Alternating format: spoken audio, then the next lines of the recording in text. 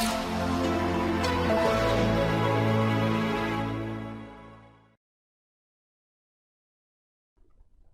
everyone, welcome to Vision IS and welcome to class number 3 of Indian Polity and Constitution in the regular batch.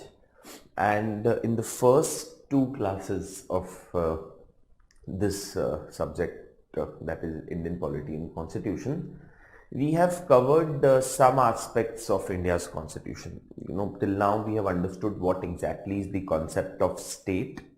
We have understood what do we mean by the concept of constitution, and we also understood that for any constitution to survive, it is important to have constitutionalism. That is, there should be limitations on the powers of the state, and these limitations should be imposed by the constitution itself.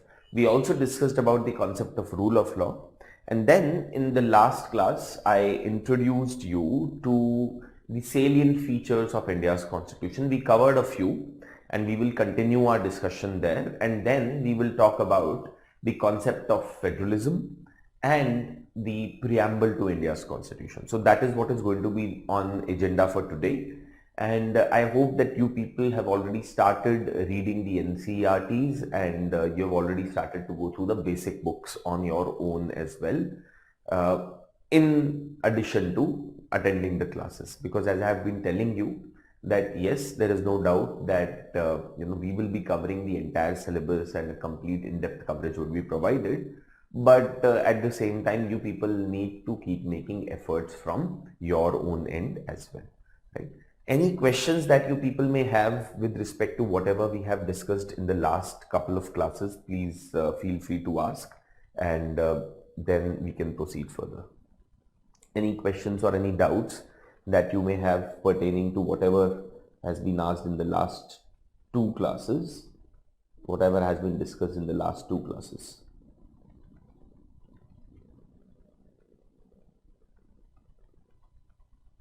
Yes? Any questions or any difficulties that you people have been facing? You can send these questions to the class coordinators and we can take them up. Now, let's proceed further. And till now, as far as the salient features of India's constitution are concerned, we have last discussed about that India's constitution is somewhere a middle path between the American and the British constitution. We have reconciled the concept of a written constitution with that of parliamentary democracy, something which is quite unusual, which is something which was not seen in any constitution of the world, but Indian constitution has adopted a unique form in many ways.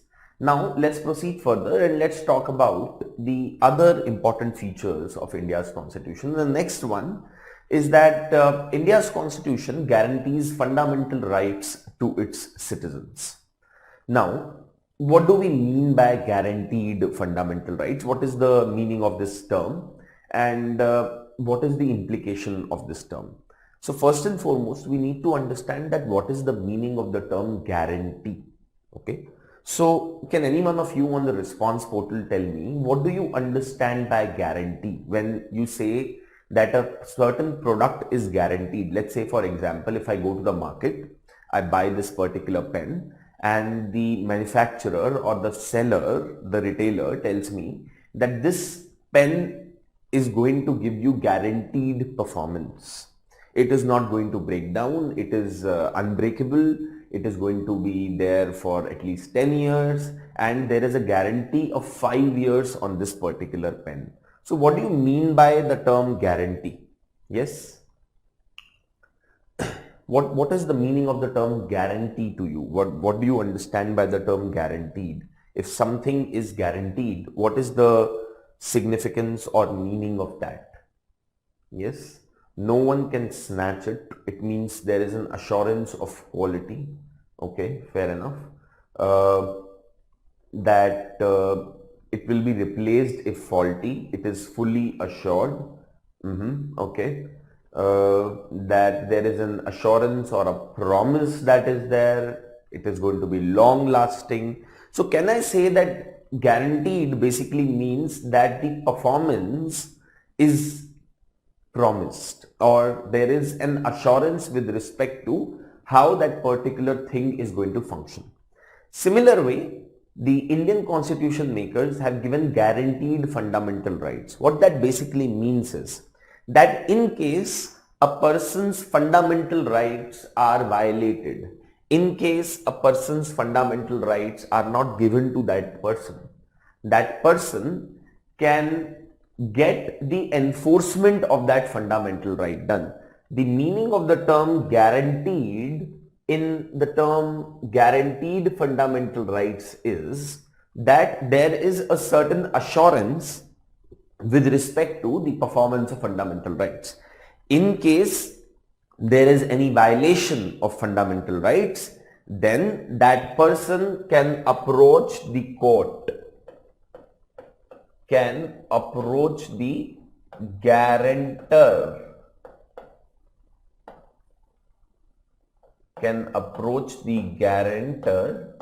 for the enforcement of fundamental rights. So the meaning of the term guaranteed is that in case of violation,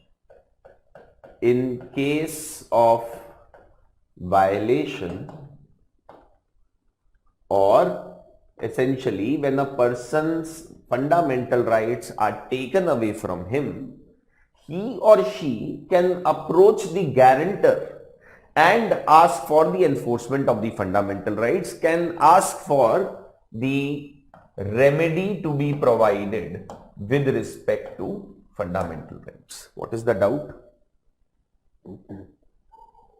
Is the purpose of constitution to limit the powers of the state? Yes, in democratic countries, purpose of the constitution is to limit the powers of the state. And of course, there are other functions also that a constitution serves. We have discussed about that, right? There are other functions also. For example, constitution also tells you about the rights of the citizens. Constitution also tells you that what are the powers of the state.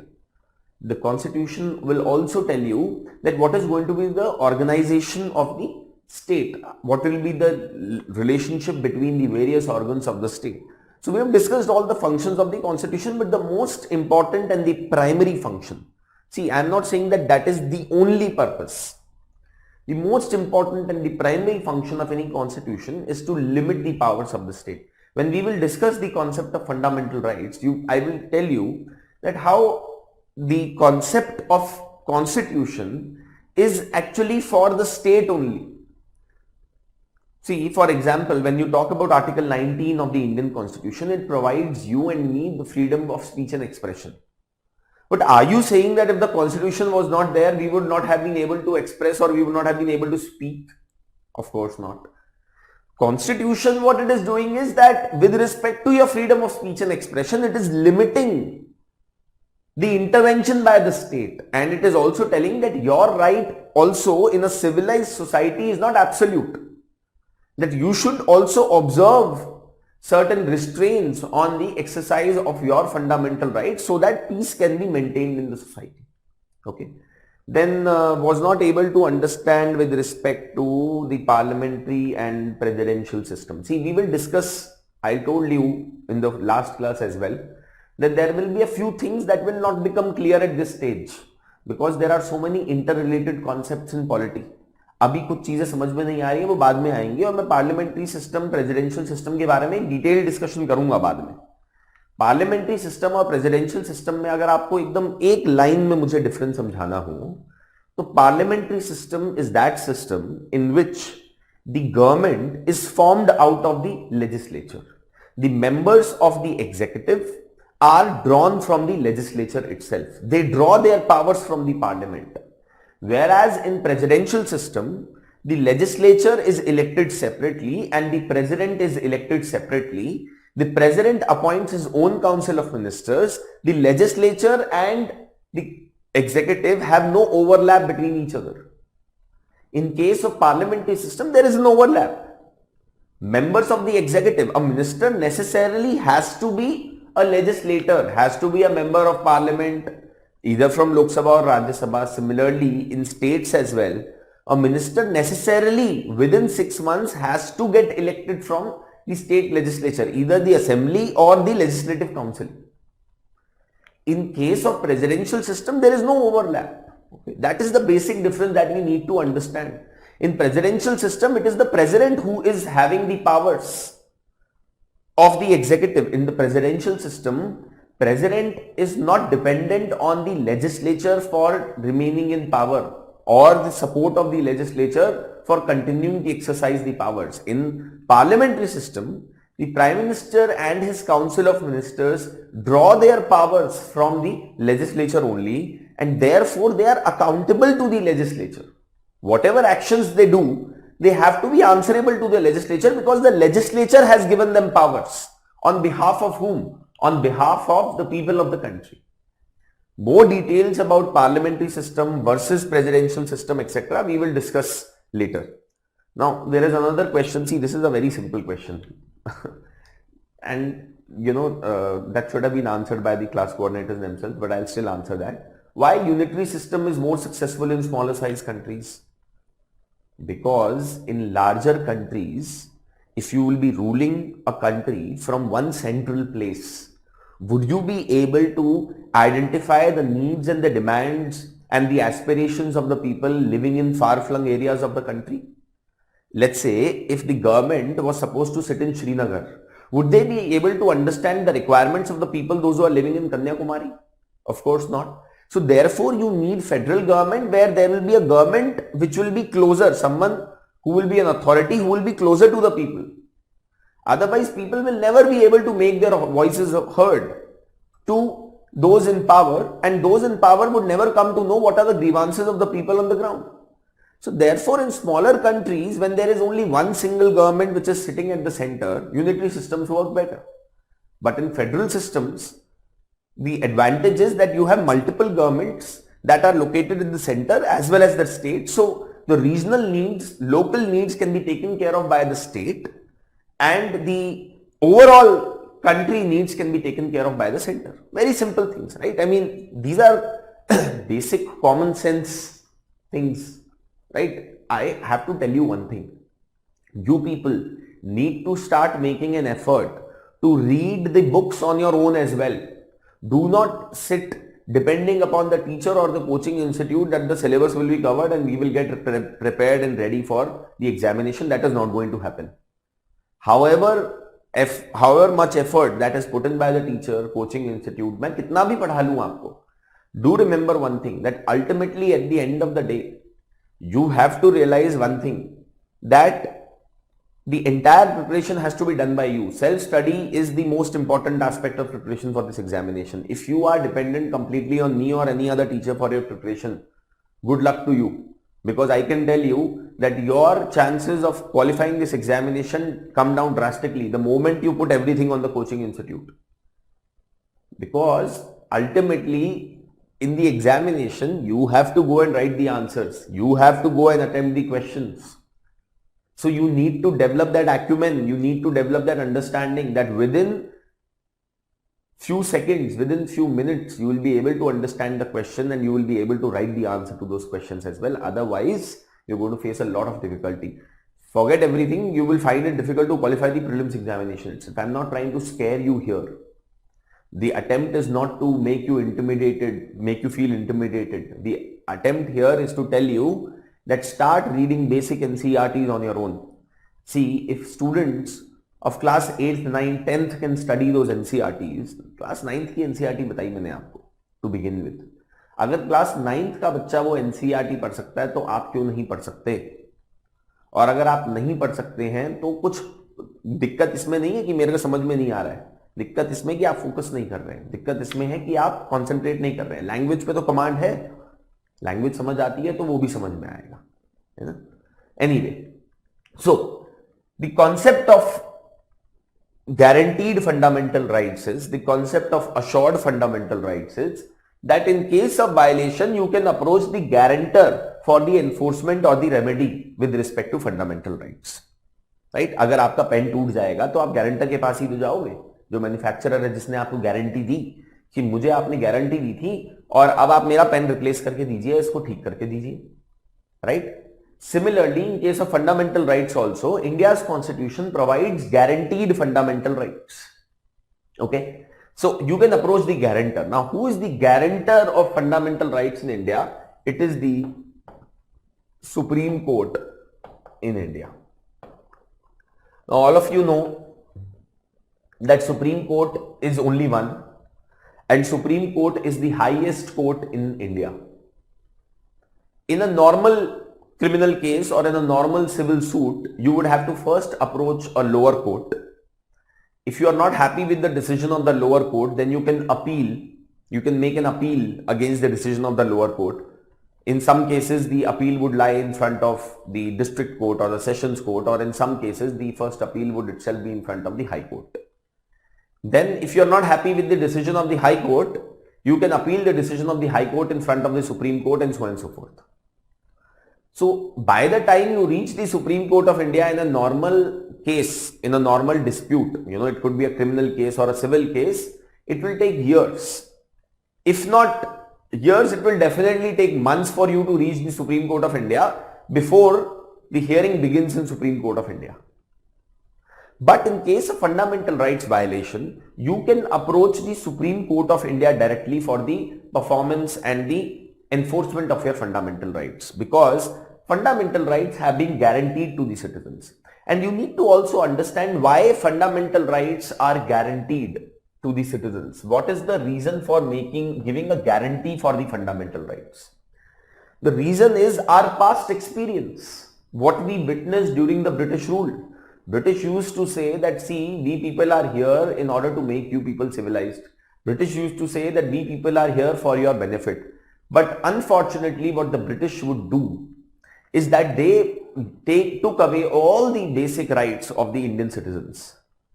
And even though the country was running as per law, there was a law in place, but it was law that was made by the British. So rights of Indians during British rule were dependent on the whims and the fancies of the British. If the British Parliament wanted to take away the rights, they could take away these rights. If the British Parliament wanted to give rights, they could give the rights. But in independent India, we decided that the rights of the people should not be dependent on the whims and the fancies of those in power. The rights of the people should be mentioned within the constitution itself, so that in case a person's fundamental rights get violated, that person can approach the Supreme Court of India directly. You have the power to approach the highest court in the country directly, bypassing the entire process and the system, and ask the court for enforcement of your fundamental rights. Imagine the importance that has been attached to the concept of fundamental rights in India's constitution, right? That is what we need to understand by the concept of fundamental rights, right? So India's constitution guarantees what we understand as fundamental rights to the citizens of India, and the guarantor of these fundamental rights under the Indian constitution is the Supreme Court of India. Okay. So the guarantor of fundamental rights is Supreme Court, and in case of violation, you can approach the Supreme Court of India for the enforcement. So you please write down India's constitution provides guaranteed fundamental rights. India's constitution provides guaranteed fundamental rights, which means that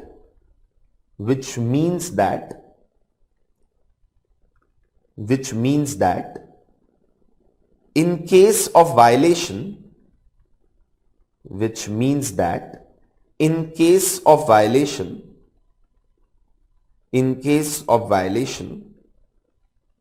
a person can approach the Supreme Court, which means that in case of violation, a person can approach the Supreme Court of India directly, which means that in case of violation, a person can approach the Supreme Court of India directly for seeking a remedy.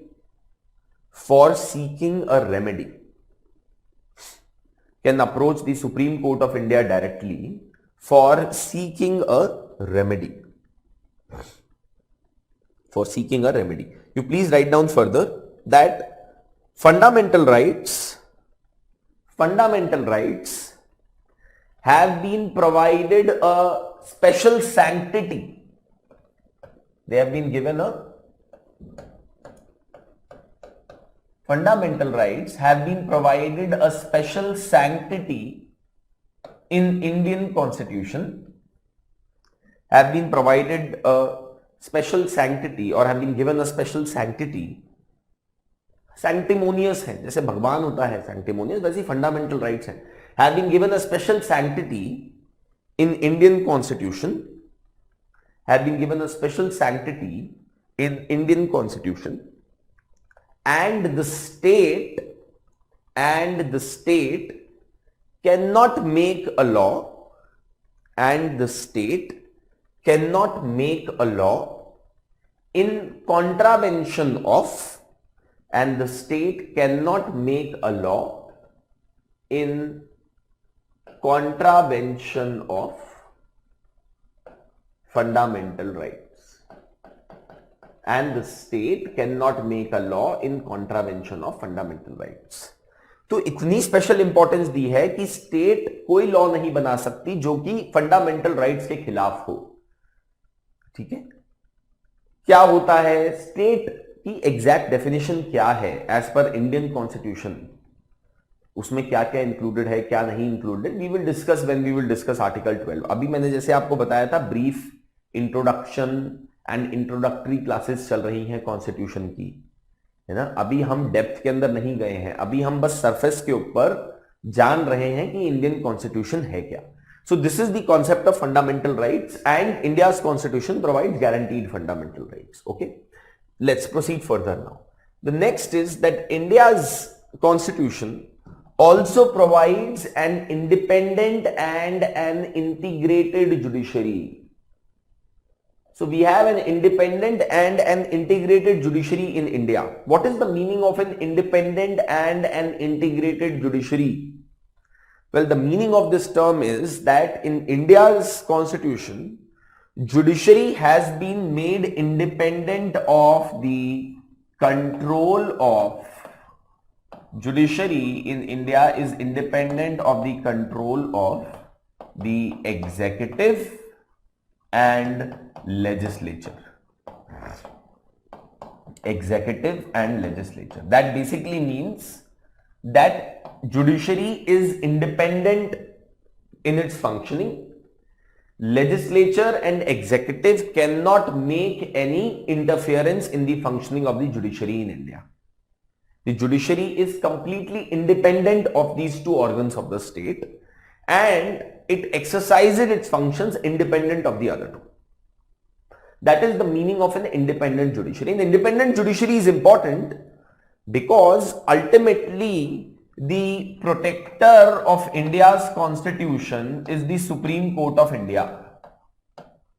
Supreme Court of India is protector of India's constitution or is protector of Constitution of India.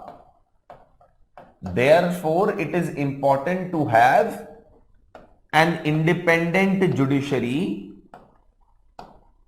to protect it from any kind of attacks by the executive or the legislature. Also, the reason for having an independent judiciary is that you have given guaranteed fundamental rights in the constitution.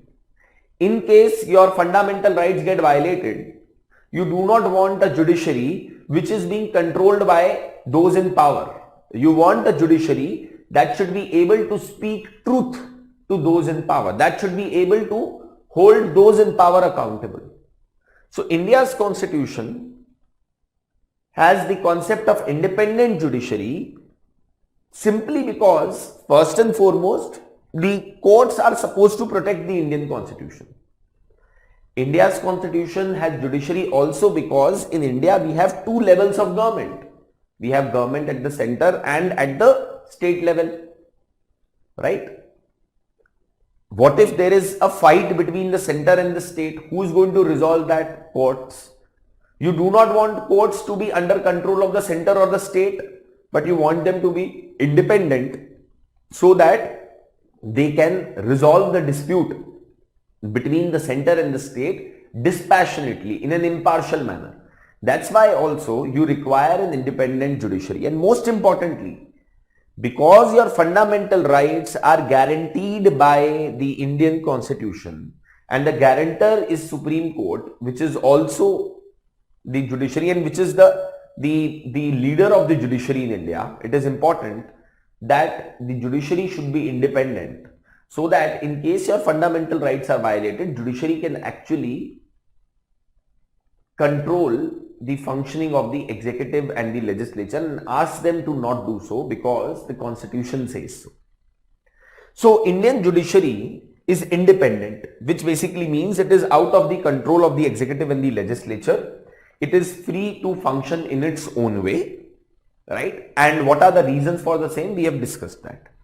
Of course, we will discuss more about judiciary of India as we go ahead, and we will talk about the threats to independence as well as importance of an independent judiciary. Okay? ये सब चीजें हम बाद में discuss करेंगे, but अभी इतना समझना जरूरी है कि why we say that India's judiciary is independent. The second aspect is that India's judiciary is not just independent, but we also have an integrated judiciary in India. Now, in India, the judicial structure is something like this. We have a pyramidal structure of Indian judiciary where all the courts are connected to each other. Whatever ruling that is provided by the Supreme Court of India is binding on the lower courts. That is, जो भी judgement या ruling supreme court देगी वो उसके नीचे की जितनी भी अदालतें हैं या कोर्ट्स हैं उनके ऊपर बाइंडिंग रहेंगी. It will have the force of a law. It's almost as if a law has been made. Similarly, whatever judgments and rulings that are provided by the high courts will be binding on the subordinate courts in India.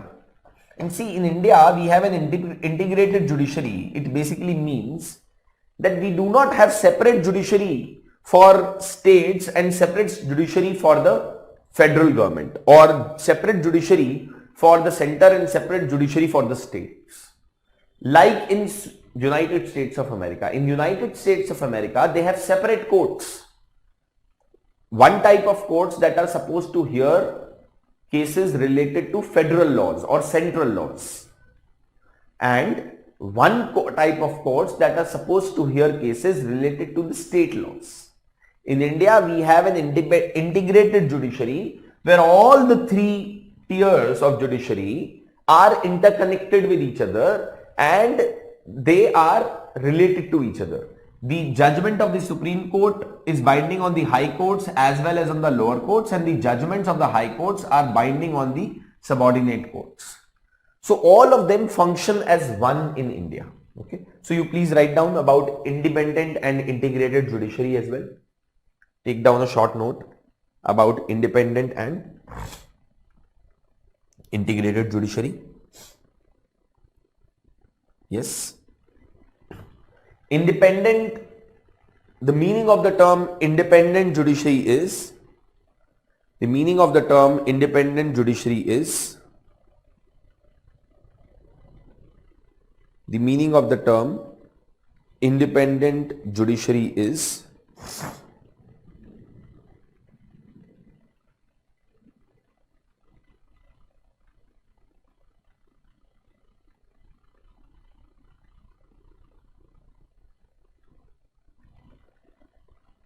the meaning of the term independent judiciary is that the judiciary is not dependent on the executive and the legislature. The judiciary is not dependent on the executive and the legislature for its functioning. The judiciary is not dependent on the executive and the legislature for its functioning, and is autonomous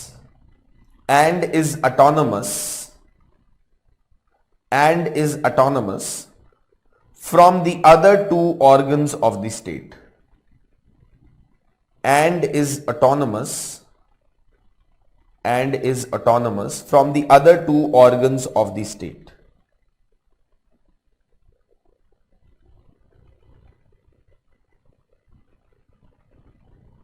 And is autonomous from the other two organs of the state.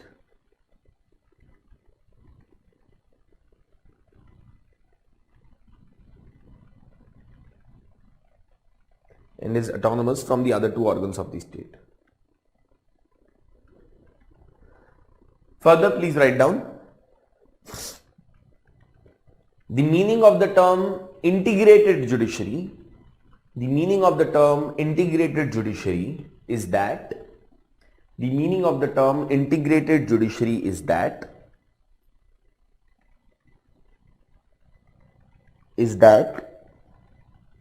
from top to bottom,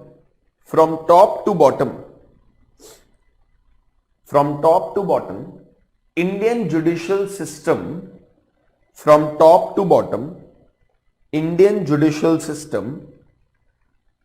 is a single structure,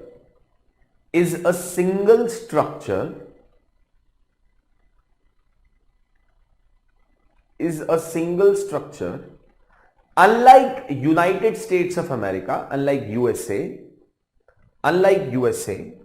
which has separate courts,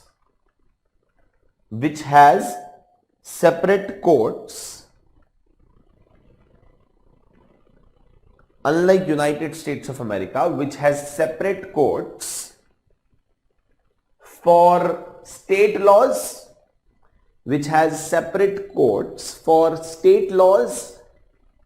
and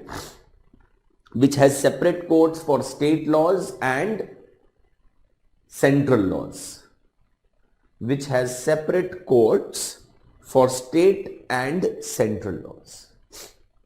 So in India, we not just have an independent judiciary, but we also have an integrated judiciary in India.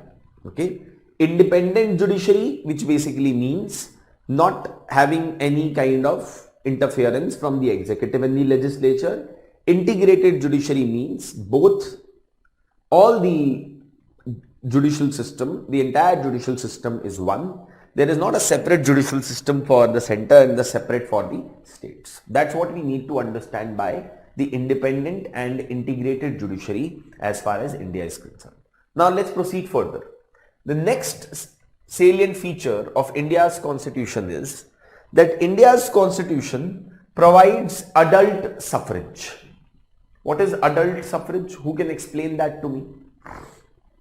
I was also telling you, in the last class about this experience that I had where I told this one particular American lady that how we in India gave voting rights to every person above a certain age right at the time of the independence.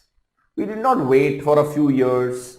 We gave everyone the right to vote in elections and to play part in democracy, irrespective of race, religion, caste, sex, place of birth, place of residence, etc. and so on and so forth. Right? But in several other countries of the world, even such as United States of America, that claims to be the oldest democracy in the world, they did not provide voting rights to their own citizens on the basis of race of a citizen till 1960s. Right? So India's constitution is also unique in its own way because India's constitution guarantees the right to vote or gives the right to vote to its citizens.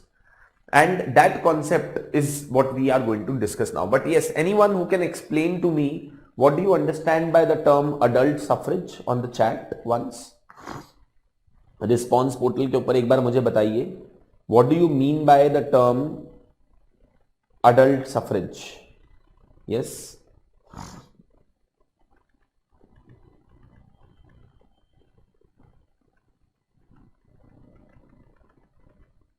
Who can explain? What do you mean by the term adult suffrage? India's constitution provides adult suffrage. This is one of the features of India's constitution, that we have adult suffrage in India. Yes, please on the response portal if you can tell me What do you mean by the concept of adult suffrage? Yes. Right has been provided to vote to all the citizens, those who are adults. Yes. All the adults in India have been provided a right to vote. Now let me tell you, of course, today, adult suffrage doesn't necessarily mean 18 years. Okay. In India, we had universal adult franchisee, but the age of voting in India was 21 years till 1980s. It was only in the year 1989 that a constitutional amendment was made and the voting age was raised from 18 years to 21 years in India. Reduced from 21 years to 18 years in India. Okay. So India's constitution, one of the features is that India's constitution provides for adult suffrage, that is everyone has been given voting rights who is above a certain age, irrespective of any other aspect. Okay. Now let's proceed further. Another salient feature of India's constitution is that India's constitution envisages the Indian state or thinks of Indian state to not just be a police state but also to take care of the well-being of its citizens. Now see, what is the difference between a police state and a welfare state? The British state in India was a police state. पहले के जमाने में state का function केवल policing करना होता था. Policing का मतलब one function that the state would perform is to prevent external aggression. किसी भी तरीके की एक्सटर्नल अग्रेशन को रोकना और उसके खिलाफ डिफेंड करना स्टेट का काम था. And the second was to stop any kind of internal disturbances. Stop any internal disturbances.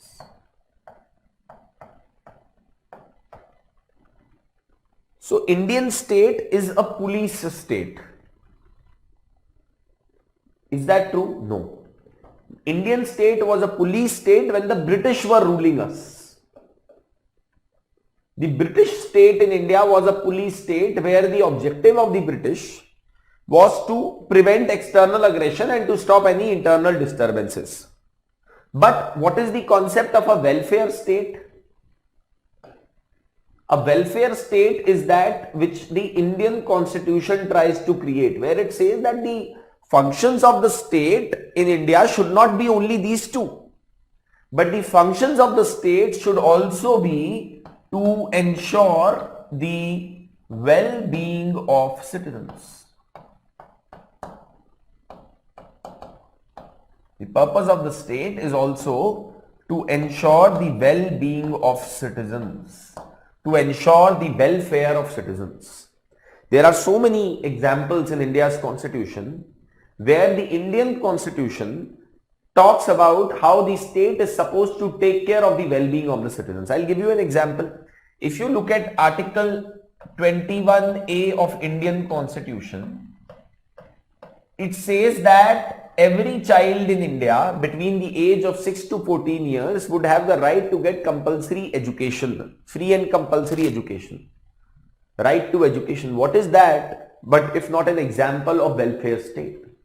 Similarly, if you read the directive principles of state policy in India's constitution, then in directive principles of state policy, there are so many provisions that say that the state is supposed to provide better nutrition to its citizens. The state is supposed to provide better living conditions, working conditions to the workers. The state is supposed to ensure the well-being of the citizens with respect to the access to various basic amenities of the life. The state is supposed to ensure a free and clean environment. So इतनी सारी responsibilities state के ऊपर डाली गई है Indian Constitution में, that clearly tells us that Indian Constitution tries to establish a welfare state where the state would be concerned about the well-being of the citizens. state would take steps to ensure well-being of the citizens. So all these various schemes and programs that are launched by the government, Pradhan Mantri Fasal Bima Yojana, Pradhan Mantri Gram Sadak Yojana, MG Narega, Right to Education Act, Ujjwala Yojana, Mudra Yojana, all of these are examples of Indian state being a welfare state, trying to uplift the people out of poverty, trying to improve the living conditions of the people in the country. State is not just concerned about these two things, but in addition, the Indian state is also focused on ensuring the welfare of its citizens. So Indian Constitution tries to make or establish a welfare state in India. I hope that you people have noted this down. What is the meaning of a welfare state? A welfare state is one that is focused on improving the living conditions of its citizens. A welfare state is one that tries to ensure the well-being of the citizens. A police state, on the other hand, only looks at these two aspects. But in today's time, India's state is not just a police state. It was during the British rule, but we are now also a welfare state in India. Okay. So various measures that are taken by the government for the welfare of the citizens is what we need to understand by the concept of welfare states. Okay. Now let's proceed further. And the last salient feature of India's constitution is that Indian constitution is not just a tool to protect the political rights of the people, is not just a tool to protect democracy in India or to ensure the functioning of proper democratic state in India, but the objective of the Indian constitution is also a tool to ensure social equality. So what am I saying? Indian constitution makers believed that Indian constitution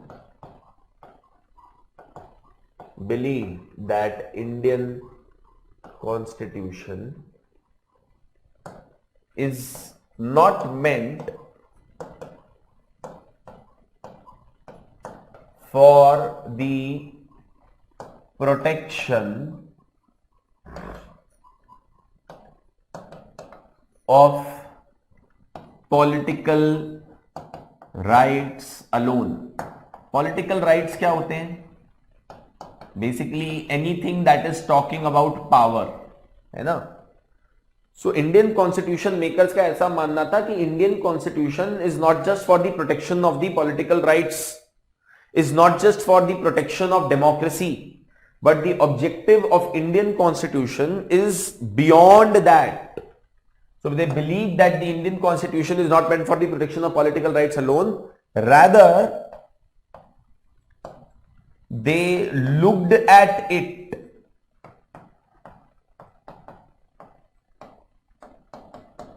as a tool of bringing social revolution in India.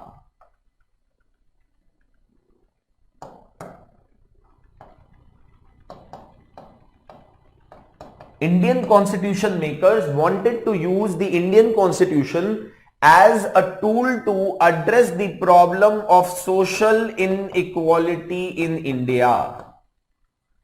The kind of social inequalities that exist in India, untouchability, caste system, discrimination on the basis of religion, discrimination on the basis of gender, all of these difficulties or all of these inequalities were supposed to be addressed by the Indian Constitution. ये एक बड़ी unique सी चीज है Indian constitution के बारे में. आपको दुनिया के और कॉन्स्टिट्यूशंस में शायद ये अटेम्प्ट नहीं मिलेगी that the constitution is trying to resolve the social inequalities in the society. For example, if you look at India's constitution, Article 17, it talks about abolition of untouchability. Now, this is a very unique thing in India's constitution that is not supposed to be found in any other constitution of the world.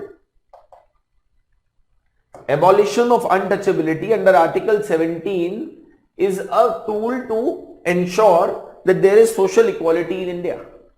Similarly, if you look at provision related to Article 18 of the Indian Constitution that talks about abolition of titles in India, that is also an attempt to introduce social equality in India. So Indian Constitution is not just a tool to ensure political equality, but also a tool to ensure social equality, that is equality in various spheres of life. Right? In the society itself, the constitution tries to ensure equality in India. तो Indian constitution जो है वो बहुत unique तरीके का constitution है, because हमारे constitution में केवल हम पॉलिटिकल इक्वालिटी की बात नहीं कर रहे हैं, हम केवल ये नहीं बोल रहे हैं कि सबके पास इक्वल वोटिंग राइट्स होंगे, हम ये नहीं बोल रहे हैं कि सबके पास राइट होगा गवर्नमेंट इलेक्ट करने का, but we are also saying that we will have a equal society as well. Whether or not Indian constitution has been successful at creating an equal society is another matter. But Indian constitution is focused on bringing in social equality in India, trying to address the problem of social inequality in India. Okay. So this is what we need to keep in mind, that Indian constitution is a tool for bringing about a social revolution. And मैं बार बार इस बात के ऊपर आगे भी जाते हुए discuss करूंगा. देखो, again, please do understand one thing, you know, something that I have been telling you from class 1, आज class 3 है. These concepts are just to give you a brief understanding of the Indian Constitution. In detail, what is the difference between fundamental rights and DPSPs? What exactly do we mean by the Supreme Court? What exactly do we mean by integrated judiciary? What exactly do we mean by the concept of guaranteed fundamental rights? All these things we will discuss going ahead. Presidential system versus parliamentary system. So there is no need to panic or to be anxious about all of these things. I will cover all these things. But right now I am just giving you a brief introduction. That's why I told you that in the first 4-5 classes you have to relax and you have to focus on understanding what is being taught in the class, rather than trying to make your imagination run wild and trying to generate questions in your mind. Questions can be answered later as well, but right now focus on building an understanding of the subject. Right now calm down and just sit back and try to understand what exactly this Indian Constitution is all about, a bird's eye view. Then detailed aspects we will discuss. Okay. So these are the main features of India's constitution that we need to be aware of, the salient features of India's constitution. But see, what Dr. B.R. Ambedkar said is very true even till the day. He said that, you know, however good a constitution, that constitution will fail if those people who are implementing it are not good. But if a constitution is not as great, if the people implementing it are good, the constitution will prove to be a success. India's constitution is also somewhere true on this particular aspect. Indian constitution has been written with a lot of thought, with a lot of belief, with a lot of thinking. But how it has been implemented is another matter. And that is something which we will be discussing as we will go ahead about the working of the Indian Constitution as well. Okay. So this is the brief introduction to India's Constitution that I wanted to give you. Now let's talk about the concept of federalism. Again, here also, I am not going into excessive details of federalism. I'm just introducing the concept of federalism to you. The idea here is to give you a brief overview of the concept of federalism, because we will be referring to the concept of federalism multiple times in our classes going ahead. But the detailed discussion on center-state relations and the functioning of India's federalism will happen when we will have future classes. Okay. So let's discuss about federalism in India. Okay. What exactly do we mean by federalism? What is the meaning of the term federalism? And when we say India's polity, is India's polity also federal? Okay. What is the meaning of the term federalism? So federalism is one type of model of polity. There are two types of models of polity that I have already told you. One is that there is a form of government which is called as a unitary government. And the other form of organization of the powers of the state is what is called as a federal government. Now, India is a federation. India is a federal system and not just a unitary system or a unitary government. We do not have a unitary system in India. Rather, we have a federal system in India. These were the two systems that were available. अगर हम federal government या federal system की बात करें तो सबसे perfect example है उसका United States of America. And if we talk about the unitary system और unitary government, the best example is United Kingdom. In India, we had both the options. We could have chosen unitary system or we could have chosen the federal system, but we went ahead and chose the federal system or the federal government of United States of America. What exactly is a federal system or what exactly is federalism? Federalism is a type of political system. It's a type of political system where the powers of the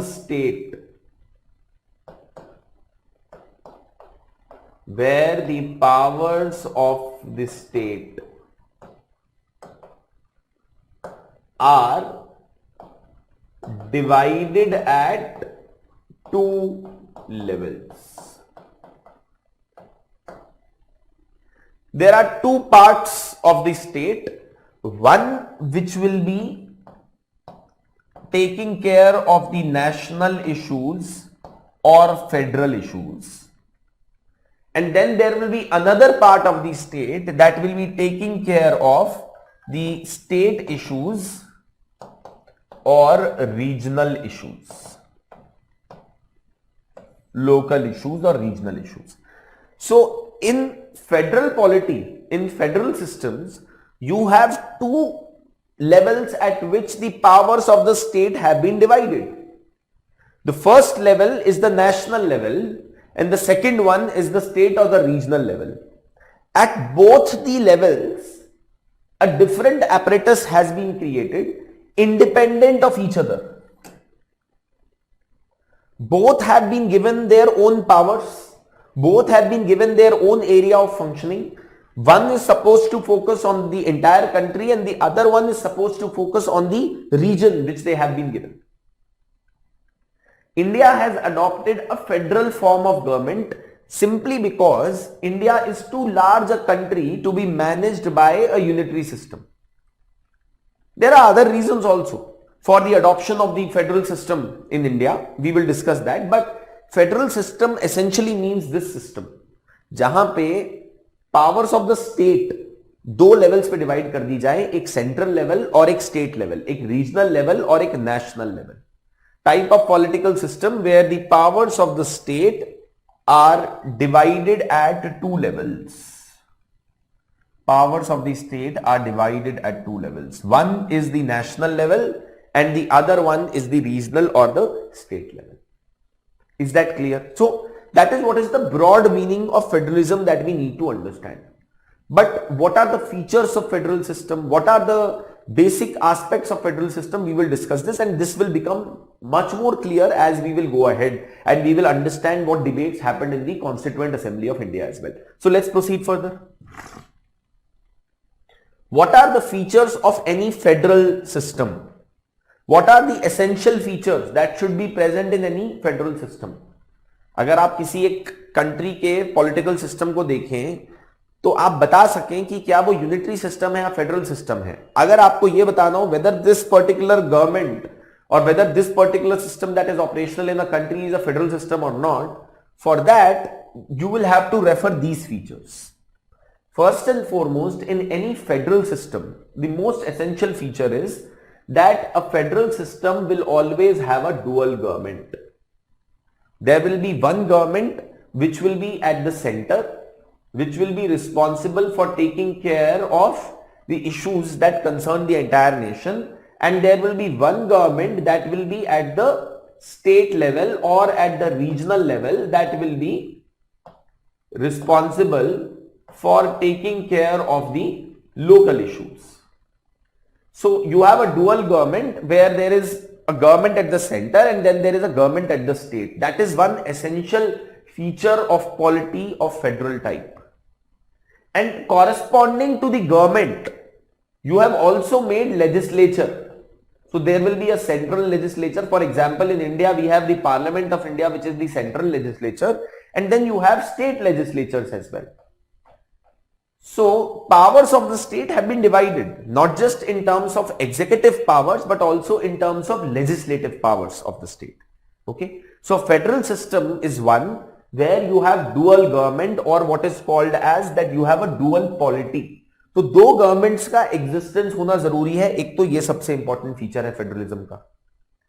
second aspect, for any system to be federal, there has to be distribution of powers between the state and the centre also. Now this is very, very important. See, you create two levels of government, but you do not give powers to the one of them. Then what is the point of creating the other level of government? So in federal system, there is a distribution of powers that has been done between the center and the state. There are some subjects that have been given to the center. There are some subjects that have been given to the state. And this distribution of powers is not by any ordinary law. किसी भी ordinary law से नहीं है ये distribution of powers. This distribution of powers is done by the constitution itself, done by the fundamental law of the country itself, done by the constitution itself. So in India, we have distribution of powers between the center and the state, where the distribution is not done by any ordinary law, but has been done by the constitution itself. That is what we need to understand by a federal polity, or one of the essential features of any federal polity.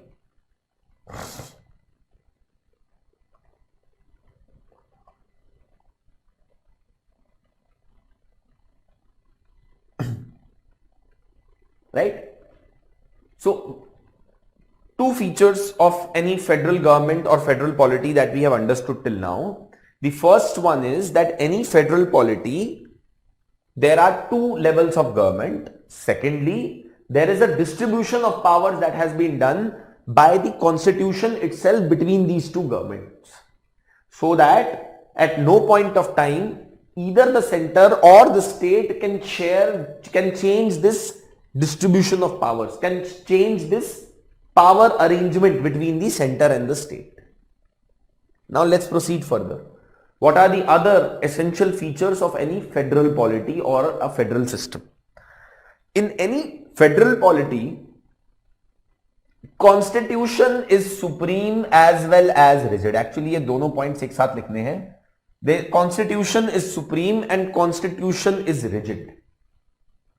Why is rigidity of constitution important in federal polity? Can any one of you think about it and provide me the answer? Why should federal constitutions be rigid?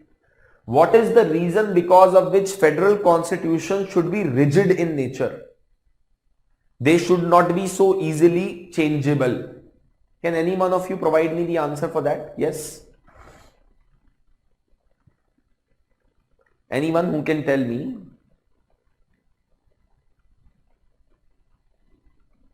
That Indian constitution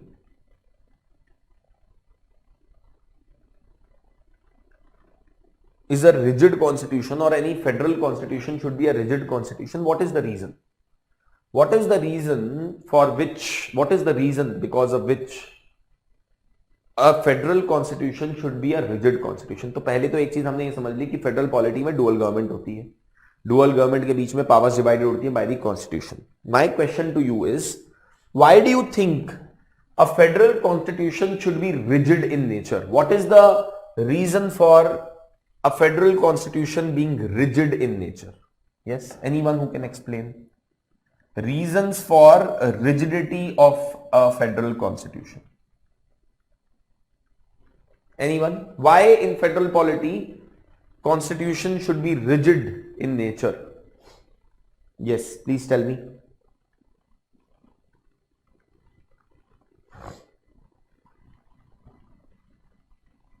Yes, very good. So that the constitution cannot be amended easily at the whims and the fancies of the center or the states, so that the constitution remains intact and this distribution of powers also remains intact. If the constitution was too flexible or was too easy to amend, then what will happen? The parliament or the state legislature will change the constitution in their favor. Therefore, in a federal polity, it is important to have a rigid constitution that cannot be easily changed on the whims and the fancies of those in power. Yes?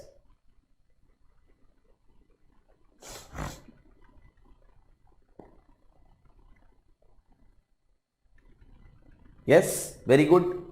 Otherwise, the state or the center may try to change the constitution in their favor, may try to get more powers for themselves, right? That is why any federal constitution should be as rigid as possible. Okay. Also, the important aspect is that in a federal constitution or in the federal type of polity, the constitution should be supreme. Now see, in Britain, parliament is supreme. Whatever law that is made by the parliament is part of the British constitution. So parliament can change the British constitution every day. I told you that Britain has an unwritten constitution. That basically means that there is no codified book which is there. That basically means that whatever laws that are made by the parliament are considered to be constitutional laws. There are no ordinary laws or constitutional law separation in UK. So Britain में जो भी law parliament बनाएगी, that will be considered as a part of the British constitution. So in Britain, parliament can change this arrangement any point of time. Therefore, in federal constitutions, it is important to have supremacy of the constitution. So the first point or essential feature of any federal polity is that there should be a dual government. Second is that there should be clearly demarcated distribution of powers between the center and the state. अगर आप India के constitution में schedule 7 देखेंगे, if you read schedule 7 in India's constitution, it very clearly distributes the powers between the center and the state. Indian constitution very clearly distributes the powers between the center and the state. Schedule 7 में state के subjects अलग हैं, centre के subjects अलग हैं. List बनाई हुई है कॉन्स्टिट्यूशन में कि कौन से सब्जेक्ट्स के ऊपर सेंटर लॉ इनैक्ट कर सकता है और उनको एनफोर्स कर सकता है, और कौन से सब्जेक्ट्स पे स्टेट लॉ इनैक्ट कर सकता है और उनको एनफोर्स कर सकता है. Distribution of powers. And then in a federal constitution, the third point that you can write down is that rigidity and supremacy of constitution is the third essential feature of any federal polity type. Rigidity and supremacy of constitution.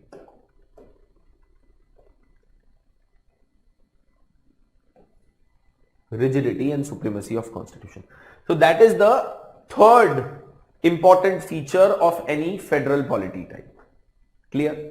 Now the fourth feature, essential feature of any federal type of polity is that you should have an independent judiciary. So यहाँ पे मैंने authority of courts लिखा है. You can simply write it as independent judiciary. The fourth essential feature of any federal polity is that we should have independent judiciary in the country.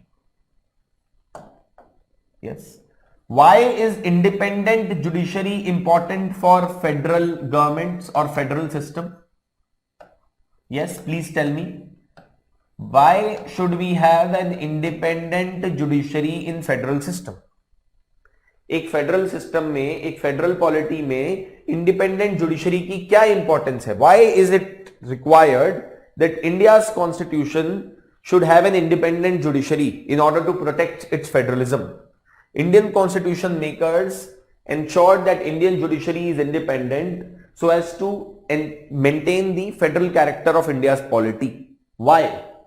What is the reason that any federal polity should have an independent judiciary? Yes, please tell me. Federalism के perspective से बताइएगा, independent judiciary क्यों है India में, वो तो हमने discuss किया था, but that is not the point that I am asking here. Why is federal system requiring an independent judiciary, और why does a federal system demands a independent judiciary in the country? Yes, anyone who can explain that to me?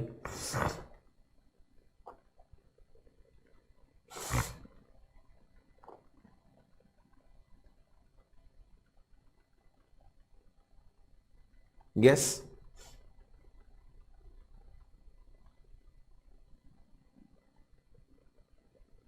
Why do you want independent judiciary in a federal type of polity or a federal system? सब कुछ समझ में तो आ रहा है. I hope that you people are able to understand. देखो, बहुत बेसिक चीजें हैं जहां पे हम ये बता रहे हैं कि भाई एक फेडरल सिस्टम के अंदर क्या एसेंशियल फीचर्स प्रेजेंट होने चाहिए उसको फेडरल सिस्टम बुलाने के लिए. डुअल गवर्नमेंट होनी चाहिए, डिस्ट्रीब्यूशन ऑफ पावर्स होनी चाहिए, एंड सुप्रीमेसी ऑफ कॉन्स्टिट्यूशन होना चाहिए, एंड इंडिपेंडेंट जुडिशरी होनी चाहिए. These are the 4 essential features of any federal polity type. Yes.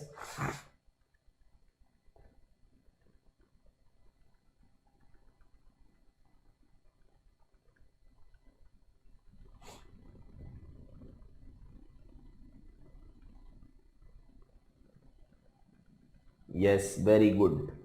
Divya Shrivas has mentioned that. Ravi Ranjan has mentioned that. Divya puts it very beautifully. She says that we require an independent judiciary so that the judicial system can be impartial while resolving the disputes between the center and the states.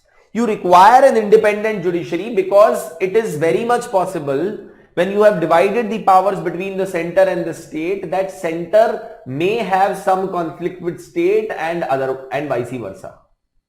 It is bound to happen that in a federal system, center and states will fight against each other. They will have some issues. They will have some fights. They will have some disputes. Now, who will resolve these disputes between the center and the state? It will be judiciary. Now, you don't want the judiciary to be biased and to be giving decisions in favor of either the center or the state. You want the judiciary to be independent of the control of both the center and the states. And that's why in a federal polity type, it is important to have an independent judiciary.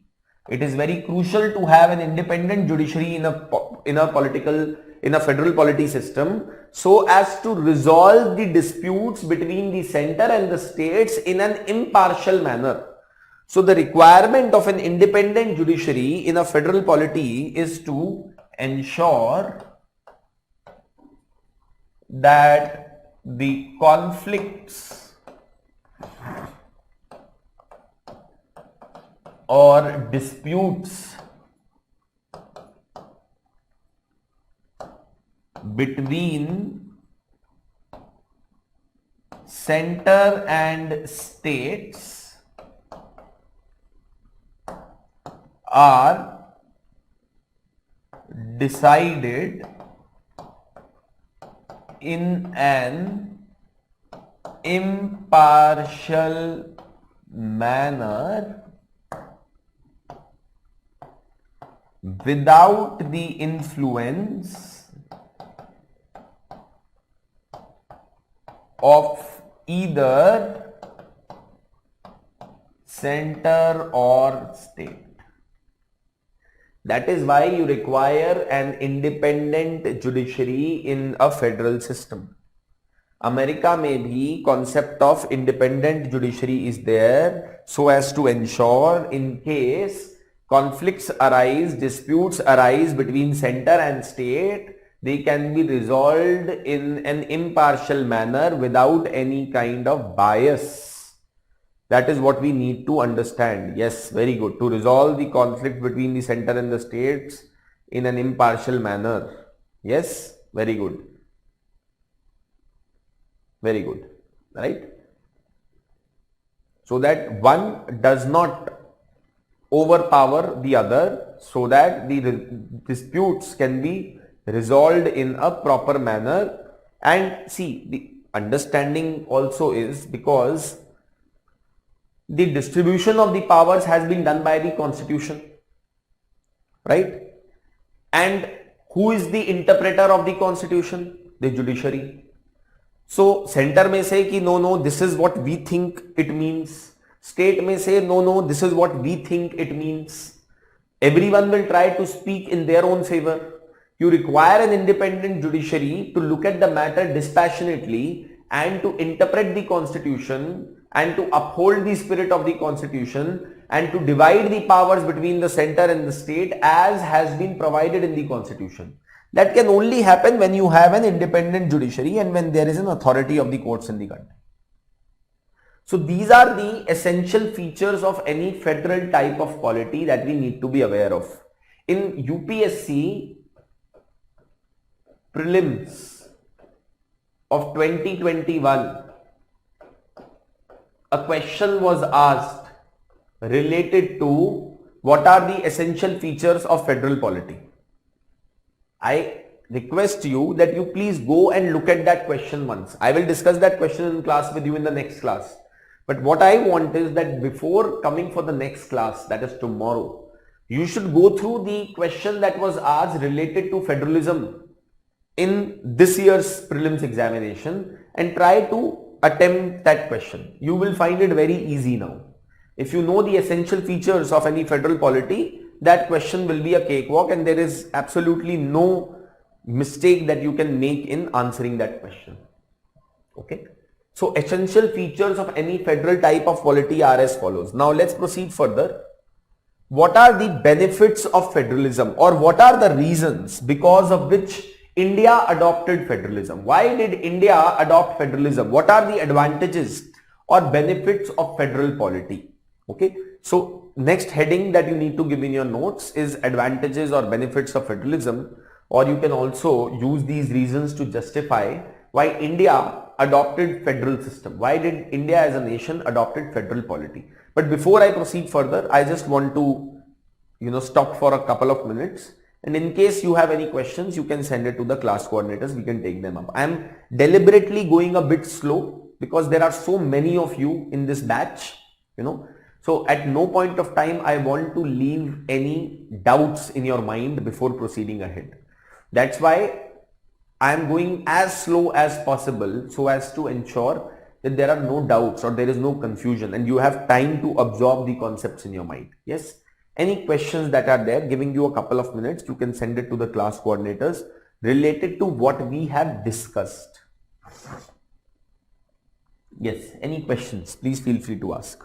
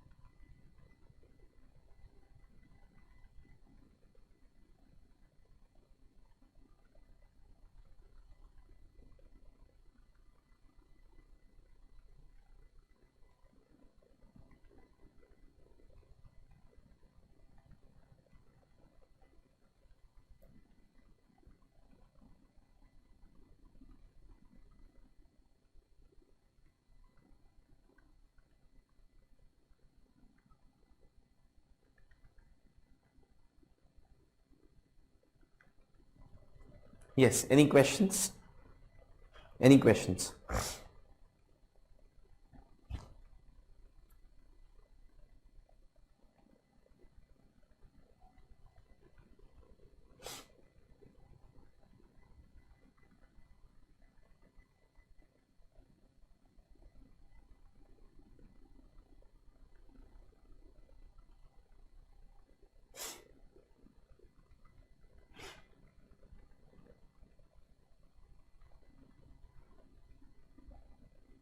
Yes, class coordinators, any questions? Please tell me quickly.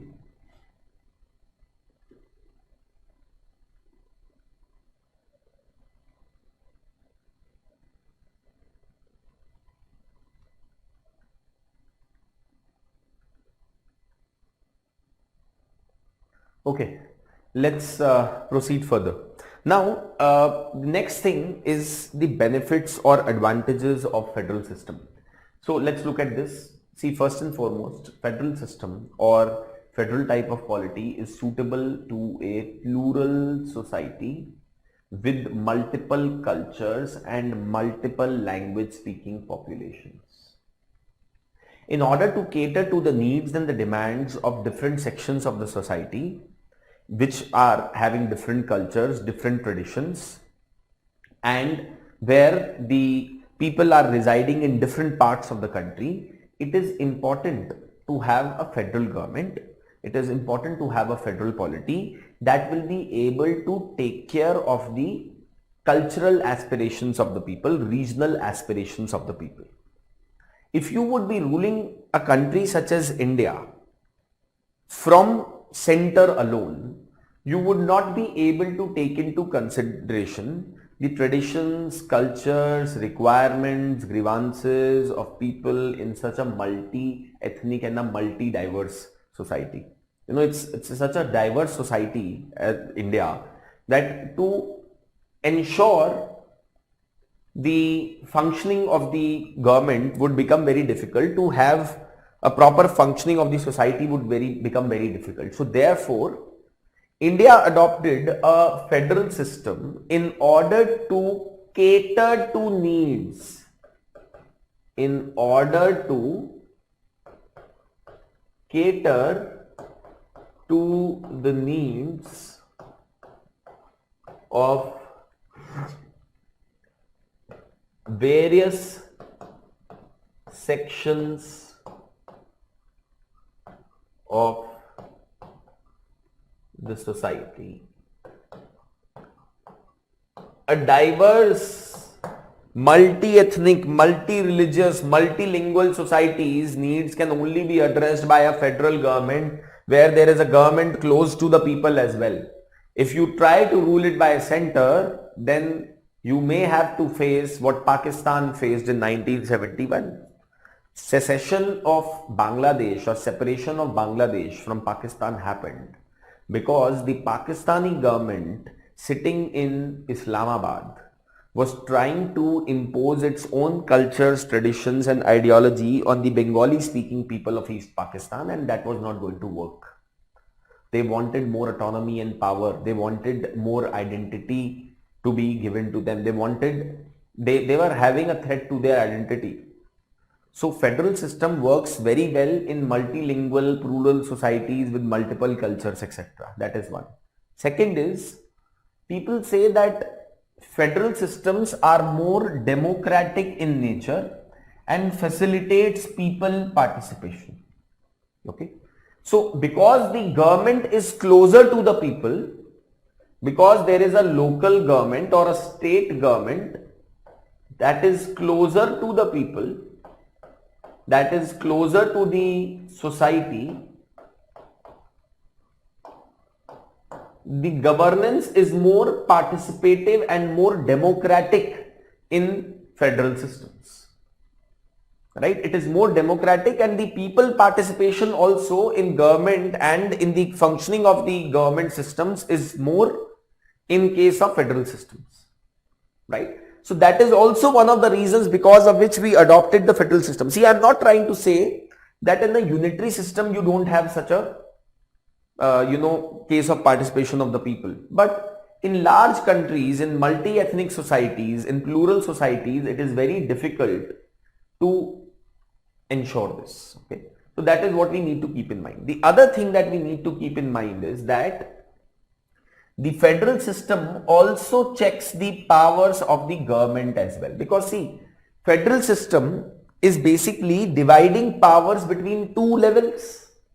As a result, concentration of powers is prevented. You are able to prevent concentration of powers. You're able to prevent concentration of powers. Okay, because not one person or not one government is having all the powers, but powers have been divided at two levels. So concentration of powers is prevented in federal systems. So federal system works reasonably well for a simple reason that federal system, the powers have been divided. As a result, there is a system of checks and balances also that is introduced. There is a check on the powers of one government by the other. So that is another benefit of federalism. And why did India adopt federalism? Then of course, the federal government can absorb some of the costs of new technology or programs that would have to be absorbed completely by the member units in a unitary system or vice versa. मतलब क्या है? देखिए, ना सिर्फ powers divide हो रही हैं, इसको अगर सिंपली इस पूरे सेंटेंस को मेरे को लिखना हो तो एक तो ये है that federal system is preventing concentration of powers.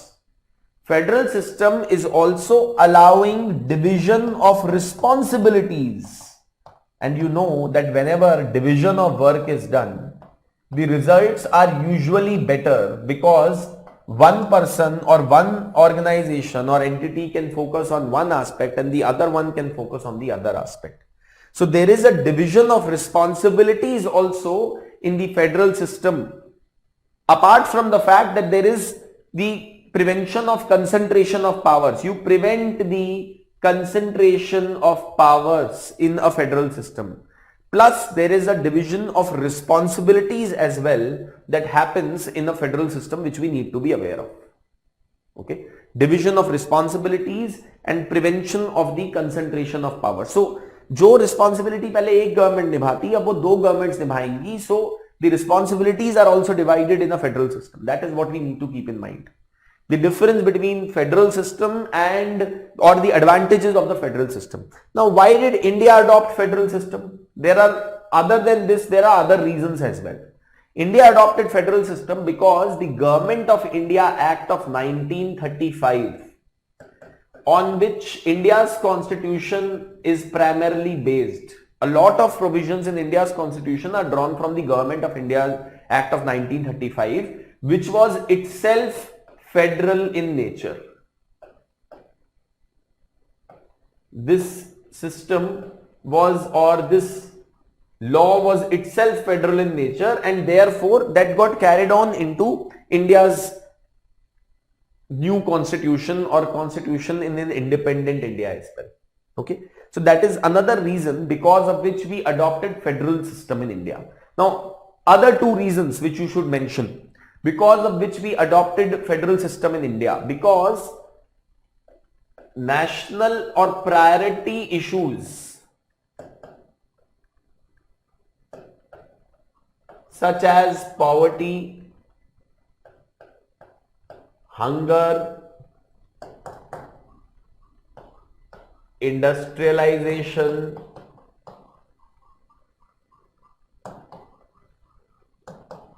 needed a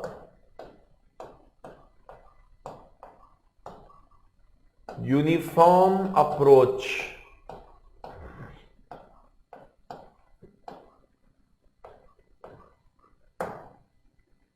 Priority issues such as poverty, hunger, industrialization, etc. needed a uniform approach, yet it was not possible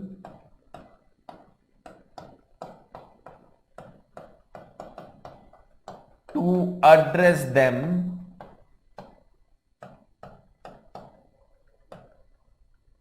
alone by the center.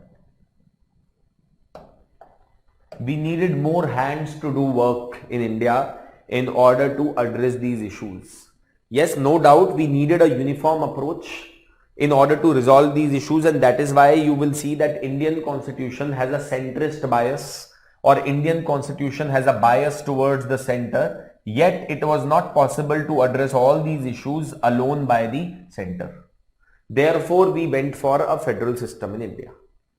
These are some of the reasons, plus the reason which I told you, and this reason are reasons that can be given by you if UPSC asks you what are the reasons because of which India adopted a federal type of polity. India unitary polity भी तो adopt कर सकता था UK की तरह. जब हमारा constitution UK से और हमारा सिस्टम यूके से इतना इन्फ्लुएंस्ड है तो हम यूके का यूनिटरी सिस्टम भी अडॉप्ट कर लेते. But in India we adopted the federal system because of these particular reasons in mind. Okay, so India has adopted a federal system.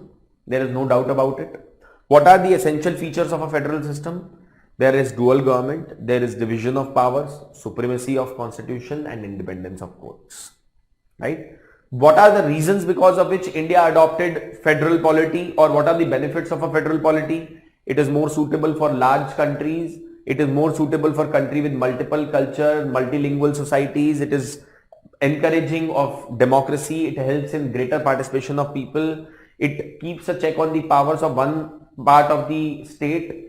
Then other thing is that the responsibilities are also divided. So it not only prevents concentration of powers, but the responsibilities are also divided between the center and the state in a federal system. So these are the benefits of federal system or advantages of federal system that we need to be aware of.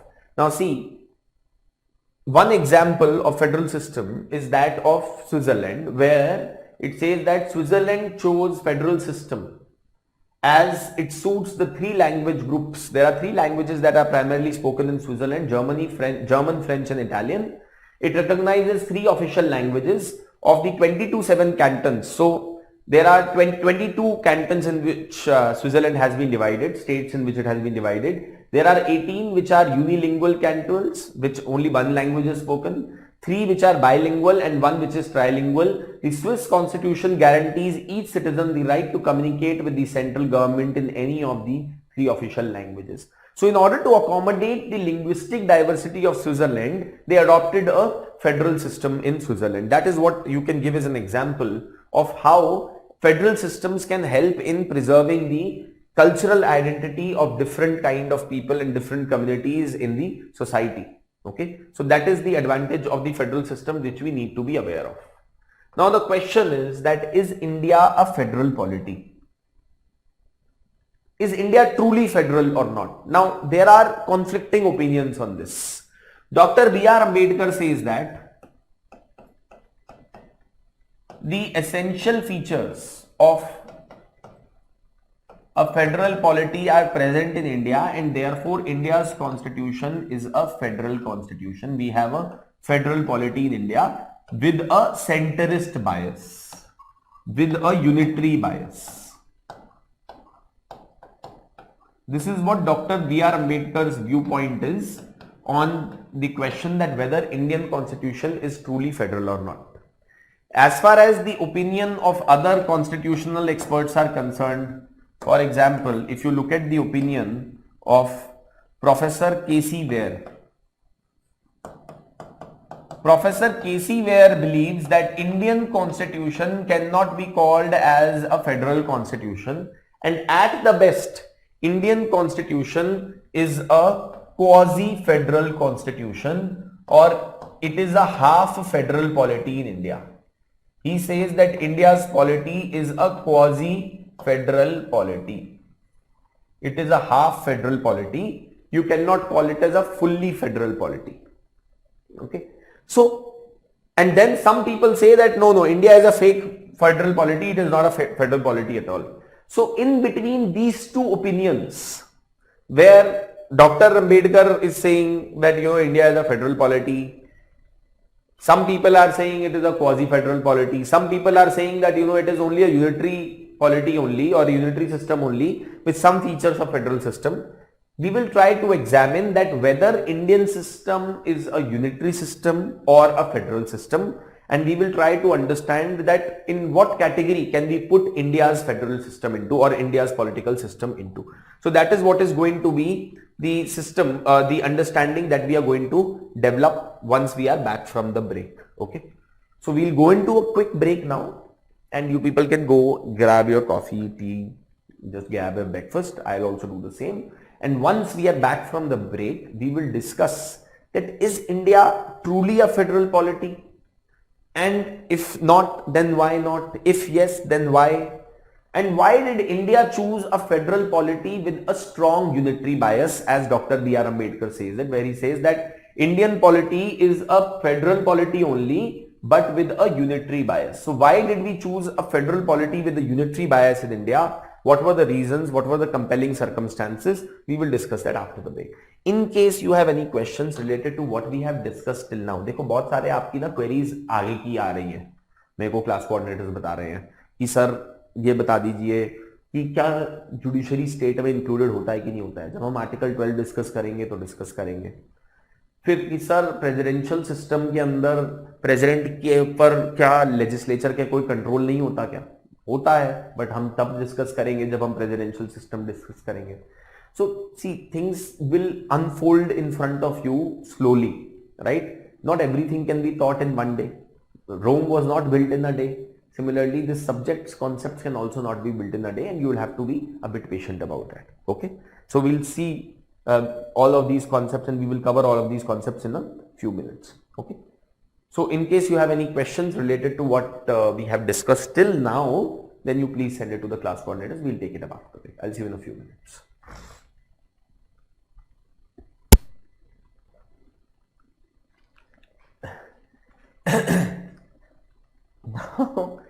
See, I really don't, at times I'm able to understand why some of you insist that your query should be sent to the faculty, especially when the class coordinator has highlighted to you or given the answer to you already. One such query has come from one of the students, and believe me, it is a totally, absurd question that has been asked. And that basically stems from an incomplete understanding of constitution and incomplete understanding of the subject. And that's why I've been telling you that at the beginning there'll be so many doubts in mind, but you have to understand that till the time you do not get some conceptual clarity on the subject, and that will not come so easily, and that will not come in the first 2 classes or first 3 classes, it will take some time. You should try to focus more on what is being taught in the class than trying to imagine questions in your mind. I'm all for curiosity, I'm all for innovation, I'm all for you asking questions, but ultimately you have to also understand that questions have to be relevant. So one such question that has been asked by a student is that, sir, in India, though the judiciary is independent, the law-making power is with the legislature. Doesn't this hamper the independence of judiciary? Judiciary is not suppose to make the laws, तो इससे कहां judiciary की independence hamper हो रही है? Legislature का काम अलग है, जुडिशरी का काम अलग है, दोनों के फंक्शंस अलग हैं. तो हाउ इज, आप ये कह रहे हो कि सर मैंने ये बोला कि जी आप अपने घर के अंदर इंडिपेंडेंट हो कुछ भी करने के लिए. आपको मैं बता रहा हूं आपके क्वेश्चन का एक एनालॉजी. मैंने आपको ये बोला that I am independent because I can do whatever I want to do in my home. जैसे कि सर आपका पड़ोसी तो पनीर की सब्जी बना रहा है, आप कैसे इंडिपेंडेंट हो गए? ये कोई सवाल है? See you have to ask relevant questions also to get the relevant answers. If you ask absurd questions you will get absurd answers. And that's why I have been telling you from the beginning, from class 1, that initial classes में doubts आएंगे, confusion आएंगे, but वो इसलिए नहीं है कि subject अभी समझ नहीं आ रहा है. वो इसलिए है क्योंकि सब्जेक्ट की अभी समझ है ही नहीं. जब सब्जेक्ट की समझ आ जाएगी तो अपने आप वो क्वेश्चंस भी रिजॉल्व हो जाएंगे, है ना. Incomplete understanding, half knowledge is a very dangerous thing. It's the most dangerous thing in the world. So half understanding, half knowledge के साथ आप जो भी क्वेश्चंस पूछेंगे वो हाफ कुक्ड ही होंगे, जैसे कि आपने ये सवाल पूछा. ठीक है. Again, another question. In present scenario, the discussion is going on that India's federalism is in danger as the independence of Supreme Court, election, etc. is being undermined. We will discuss about it. पहले आपको supreme court की क्या powers है, election commission का क्या function है, क्या powers हैं, ये क्वेश्चंस जब तक आप ये टॉपिक्स नहीं समझोगे तो आप कैसे एनालिटिकल क्वेश्चन के ऊपर जंप कर पाओगे? आप मुझसे बोल रहे हो कि सर आप मुझे जो है ये बता दीजिए कि गीता के अंदर जो भी सारी चीजें लिखी हैं उसका क्या क्या यूज है, यूटिलिटी है आदमी के लिए। पहले गीता के प्रवचन तो समझो, पहले कॉन्स्टिट्यूशन के प्रोविजंस तो समझो, उसके बाद हम एनालिटिकल डिबेट पे जाएंगे, right. So these questions we will discuss, and मैंने आपको बोला भी कि this is not the end of debate on federalism. आप लोग चाह रहे हो कि मैं आपको क्लास नंबर 20 का कंटेंट बता दूं जब हम क्लास 3 भी खत्म नहीं किए हैं। वो नहीं हो सकता है, पॉसिबल नहीं है। So my request to you people is that please be a bit patient. This subject will take its own time to get into your head, and this subject has to be studied in a proper manner, otherwise everything will get good gobar and you will not be able to make head sense of anything, head and tail of anything. कुछ समझ नहीं आएगा, सब कुछ mix हो जाएगा। तो थोड़ा सा पेशेंस रखिएगा, ठीक है? ओके, ठीक है। एनीवे, सो आई विल अब देखो, अब कैसे आप लोग फिर डाउट पूछते हो, है ना?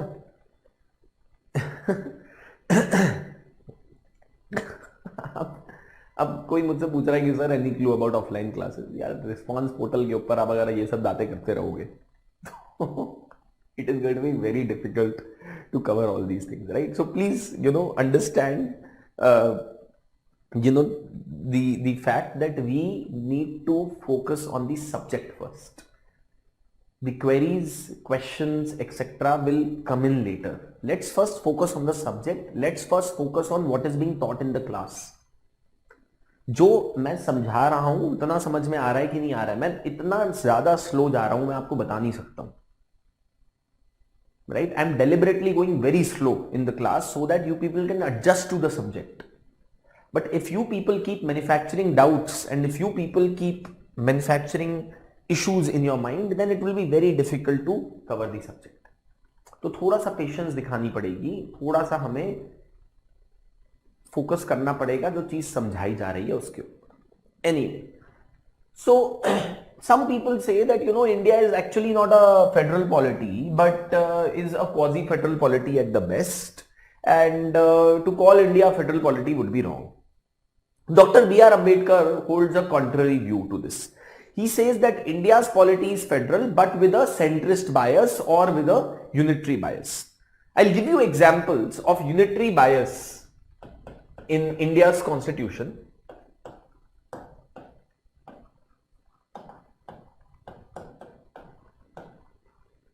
Examples of unitary bias in India's constitution, and on the basis of which people say that India's constitution is not federal or India's constitution is a unitary system, or we have a unitary system in India. So what are the examples of unitary bias in India's constitution? For example, the number of subjects under Schedule 7 of Indian Constitution, number of subjects under Schedule 7 of Indian Constitution that have been given to the center are more than the subjects that have been given to the states in India. That is an example of unitary bias that you see in India's constitution. Then, secondly,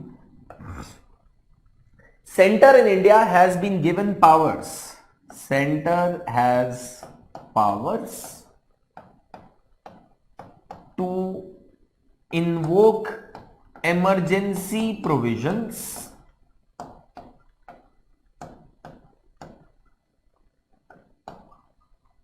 and convert India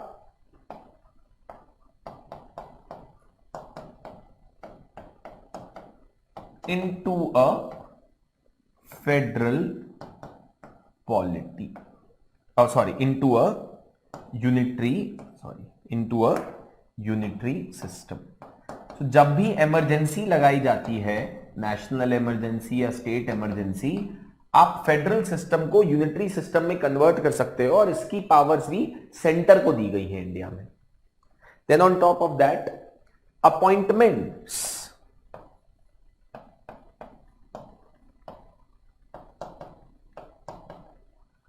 Appointments to important posts,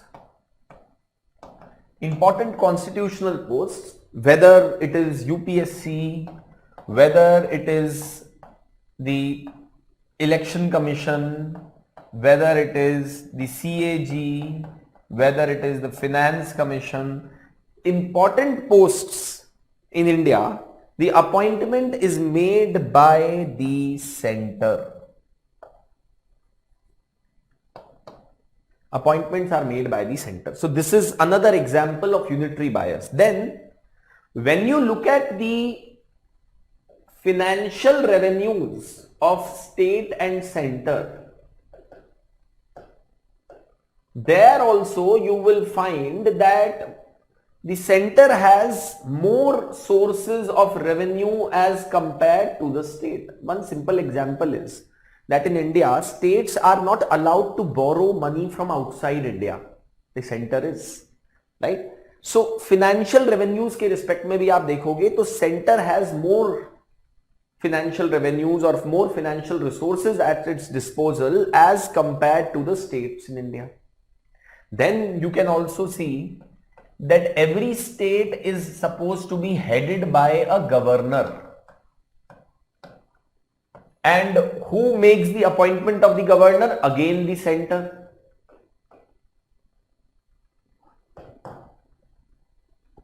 Again, an example of unitary bias in India's constitution, right?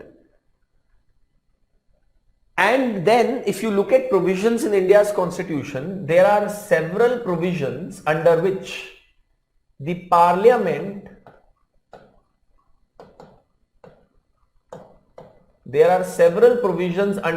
Parliament of India can legislate on state subjects, can make powers on state subject in exceptional situations.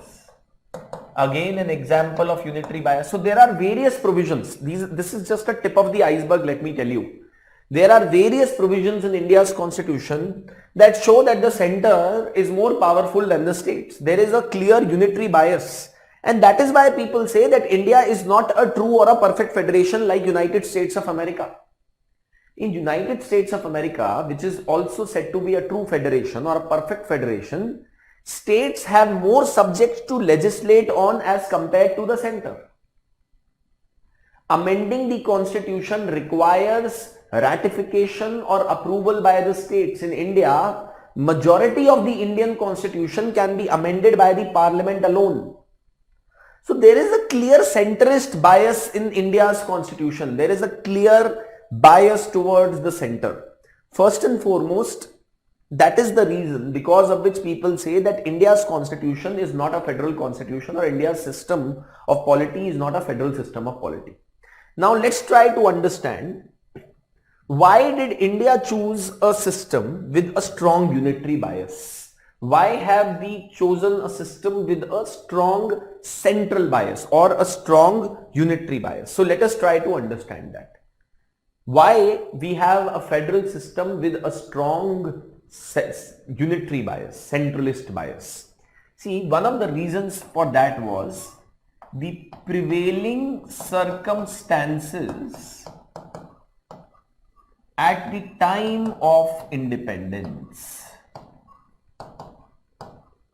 Prevailing circumstances at the time of independence was one of the reasons because we gave a bigger role to the center in the governance of the country as compared to the states. What are these prevailing circumstances? Can any one of you tell me on the response chat? What were these prevailing circumstances in India at the time of independence that made the constitution makers go for a strong unitary bias? Yes, anyone who can explain that? What were the prevailing circumstances at the time of independence that made Indian constitution makers choose in favor of a strong centrist bias. Yes, who can explain? Anyone? On the response chat, please.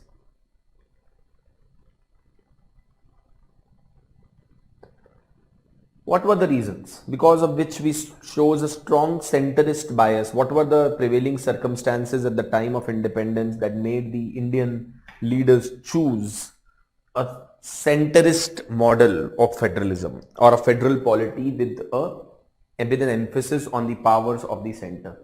Yes, anyone who can tell me on the response chat, क्या ऐसे prevailing circumstances थे इसकी वजह से हमें centre को ज्यादा powers देनी पड़ी? Yes.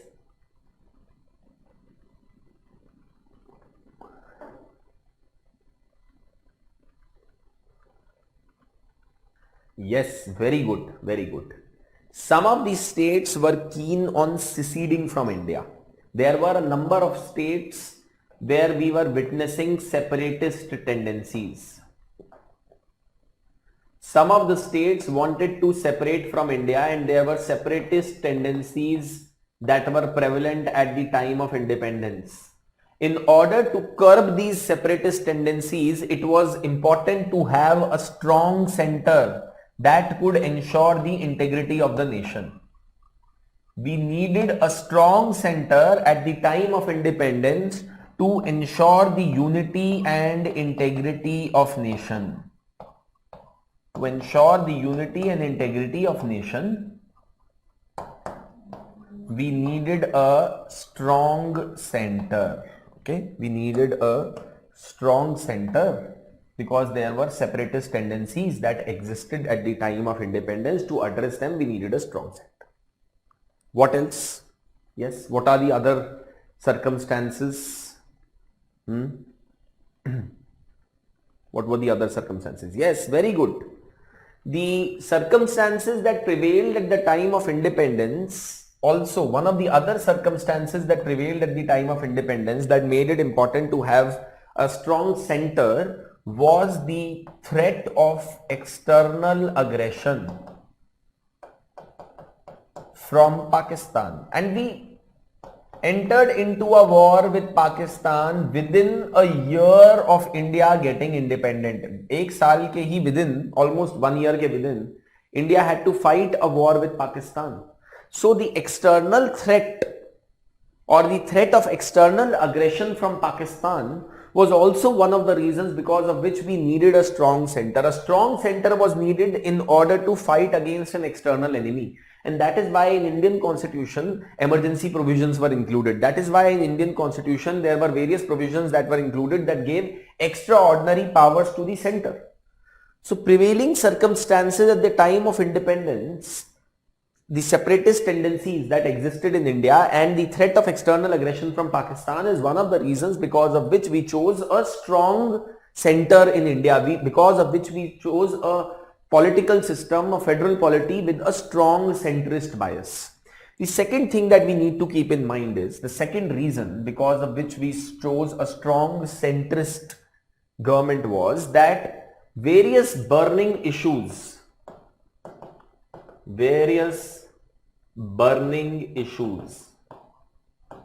important issues such as industrialization,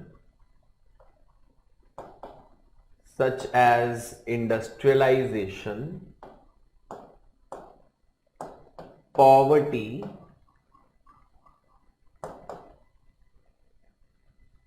hunger,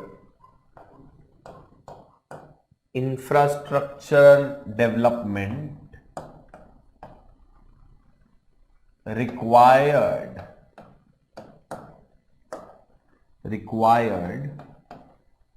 a uniform approach, and that uniformity or standardization in approach could only have been brought with the help of a strong center. So various issues that were plaguing India at the time of independence, you could not have left them to the states to address them. Issues such as industrialization, If you would have left it to the states to address, then states would have run in left, center and right directions, in whichever directions, and there would not have been any uniform approach. It would have created a chaos in the society. We would not have been able to ensure the uniform development of the country, and in order to address that, we required a strong center or a unitary bias in the Indian constitution. Right? So that is another reason that can be given by you. Yes? Anyone else who has given any other reasons for the same? Yes? The partition, secessionist tendencies, very good, right? Various, princely states were wanting to secede from India, very good, fair enough, to ensure the unification of the country, right? With the presence of princely states, then there was a high chance of breaking up of the unity, right? Very good, great. So I think almost all of you have mentioned, yes, to take care of the communal riots that were prevalent at that point of time. Very good, again, very good point. Amit has mentioned that, right? Then you could also talk about, yes, yeah, lack of funds, because you wanted a strong center to be able to take care of the issues in a uniform manner, more efficiency would be there, etc. What the argument, because of which we chose a strong center. So I hope that you people will be able to write the answer to a question or provide answer to a question that why did India choose a federal setup with a strong unitary bias. Now let's proceed further and let's talk about what was Dr. B.R. Ambedkar's view on the allegation and the aspect that India's constitution is nothing but is a unitary constitution, and there are some elements of federalism, but at the best it is quasi-federal constitution. So let us try to understand that. What did Dr. B.R. Ambedkar say? So this is the speech, or an excerpt from the speech of Dr. B.R. Ambedkar, where he is talking about why India should be called as a federation, and in his opinion, why it will be wrong to mention that India is not a federation. So he says that a serious complaint is made on the ground that there is too much of centralization and that the states have been reduced to municipalities. He says that, states have almost been reduced to the status of municipality is the allegation which is made, and a serious complaint is made. It is clear, and this is very, very important. It is clear, he says, that this view is not only an exaggeration, but is also founded on the understanding of what exactly the constitution contrives to do.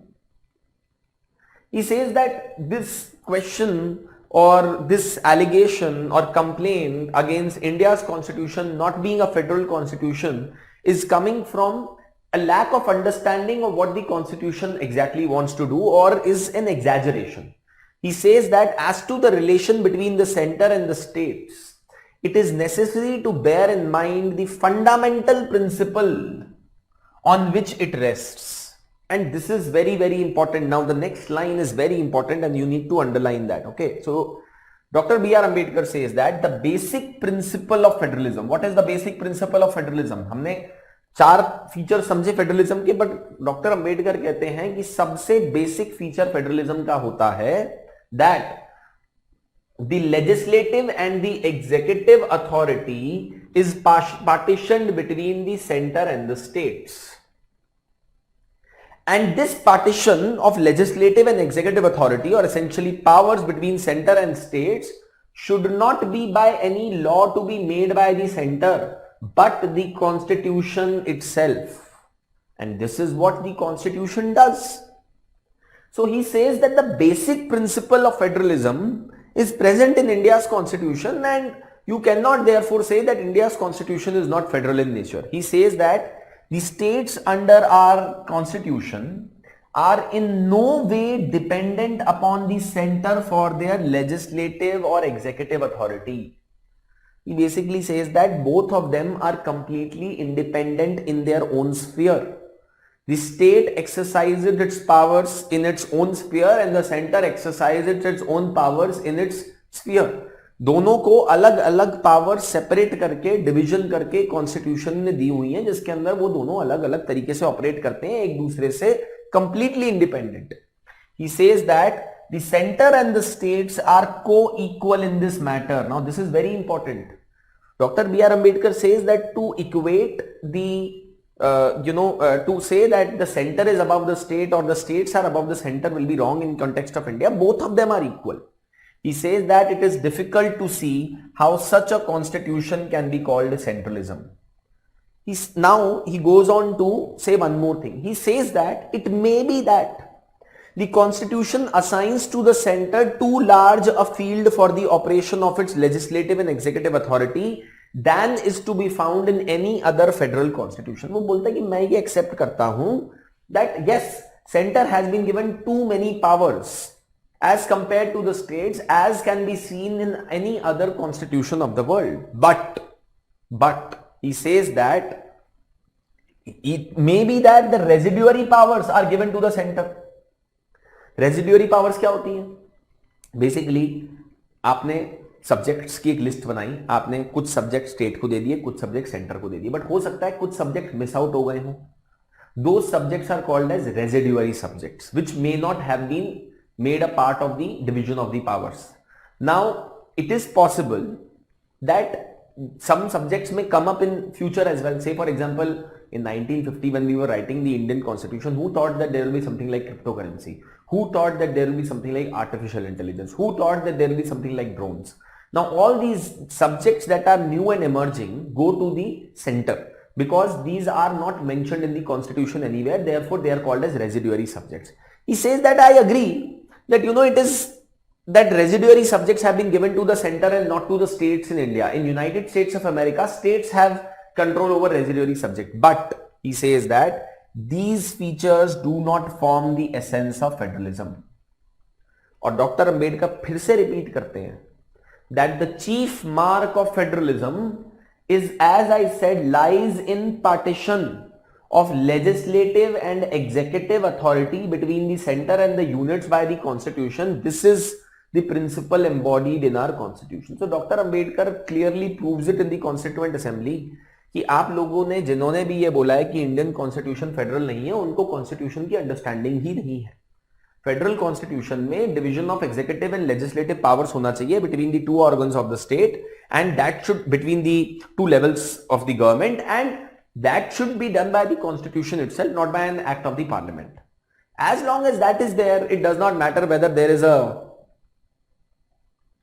centralist bias in order to address some of the requirements of the country specifically, etc. or not. That is not what should be taken into consideration. And therefore, Dr. B.R. Ambedkar says that India's system is truly a federal system, right? So this speech is so important and crucial to understand the viewpoint of the constitution makers with respect to whether India's constitution is a federal constitution or not. And this is what we need to keep in mind. I hope that you people have been able to appreciate this and able to understand this. Okay. Now, I'll just come to this, the curious case of Dr. I.V. Jennings in a bit. But now let's, understand a couple of other things also before we proceed ahead. When we talk about India's constitution being federal in nature, and when we also say that, there is no doubt that India's constitution is also a federal constitution with a unitary bias, let us try to understand that why the okay, so we have already understood why India chose the federal system with the unitary bias, that we have already understood. But अगर आप Indian Constitution में देखोगे ना, so Indian Constitution के Article 1 Clause 1 में, the first article of Indian Constitution, Article 1 Clause 1 of India's Constitution says that India, that is Bharat, it says that India, that is Bharat,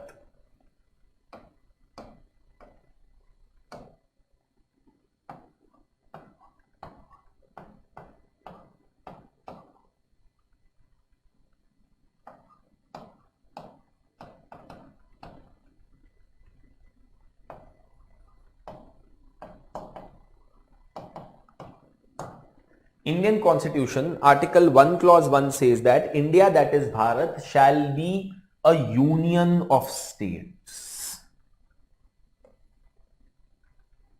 We did not use the word federation of states. अगर आप United States of America के Constitution में देखेंगे तो वो कहता है कि America, United States of America is a federation of states. So there are two terms. We could have used the term federation of states, but we purposefully chose the term union of states instead of the term federation of states. In fact, for that matter, nowhere in Indian Constitution, nowhere in the entire Indian Constitution that you will read, you will be able to find the word federal or federation or federalism. What is the reason for that? We will explore when we will discuss part 1 of the Indian Constitution. But for now, just remember one thing.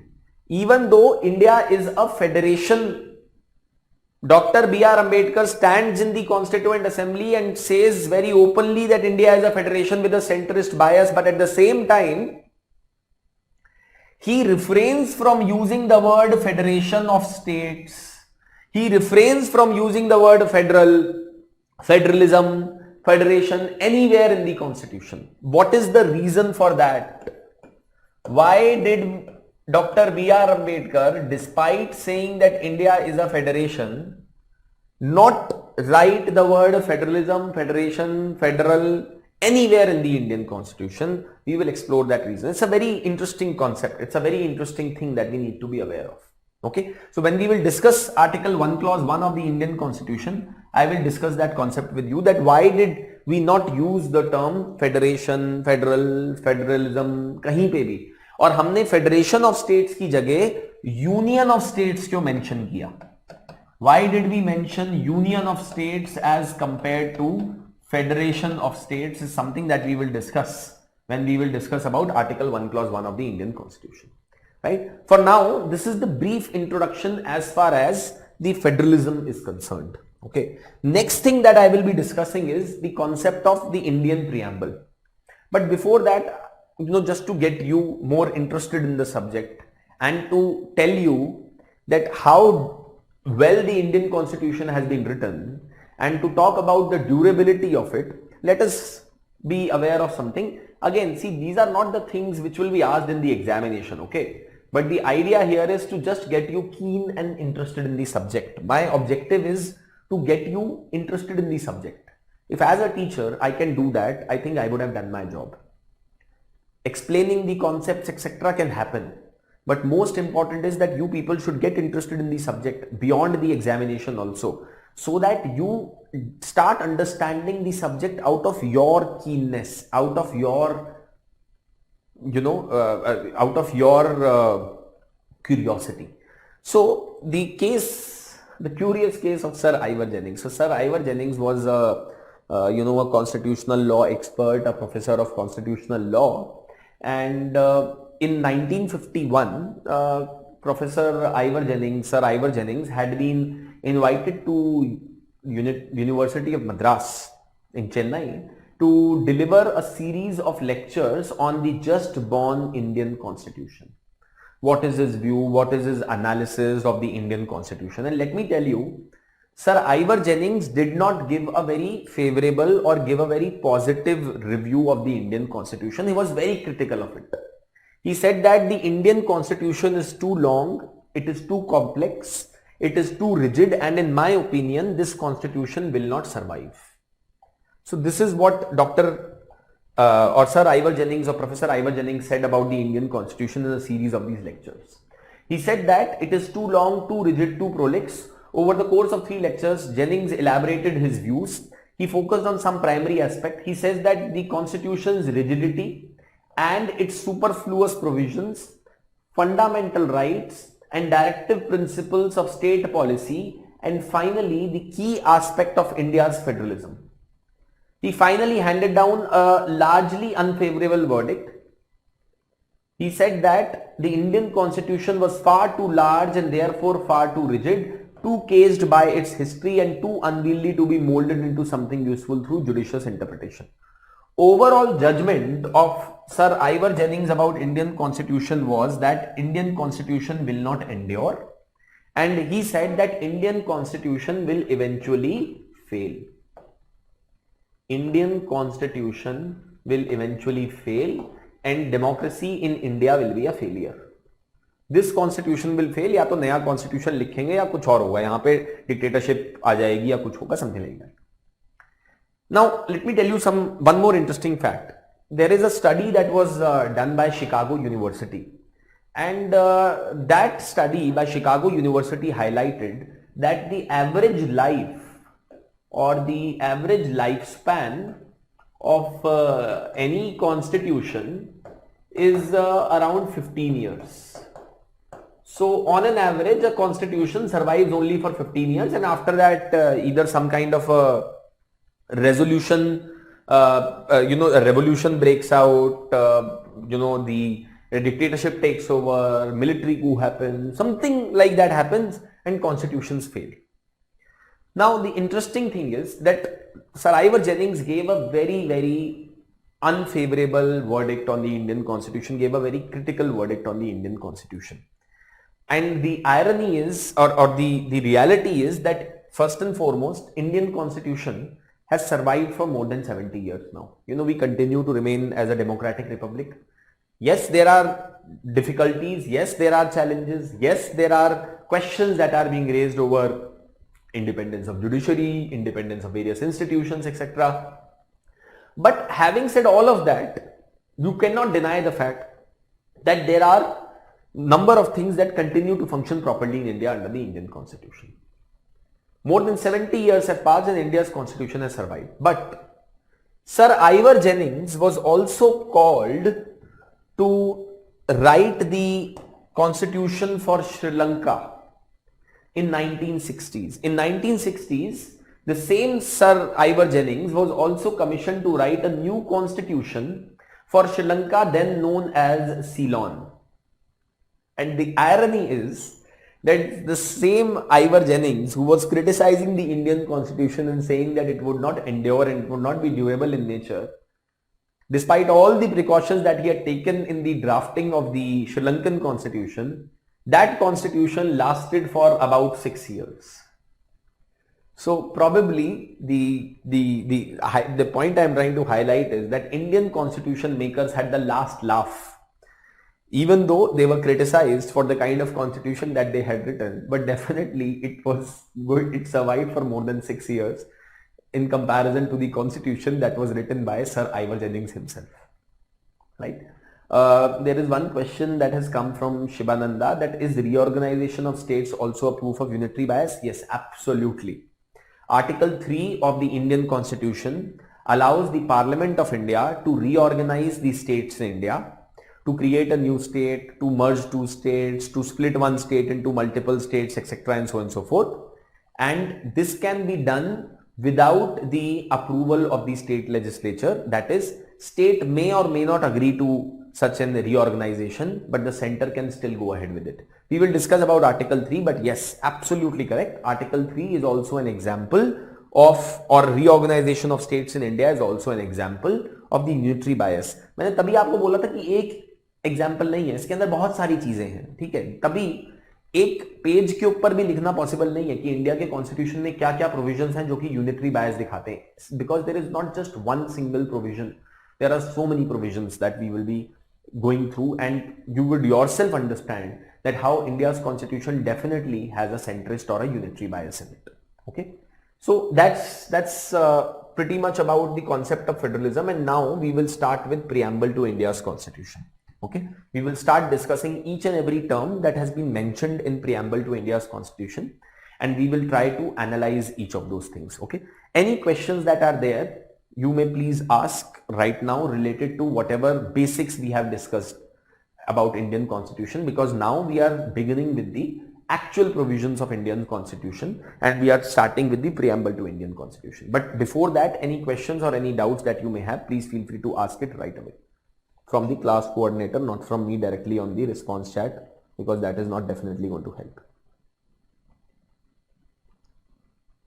Yes.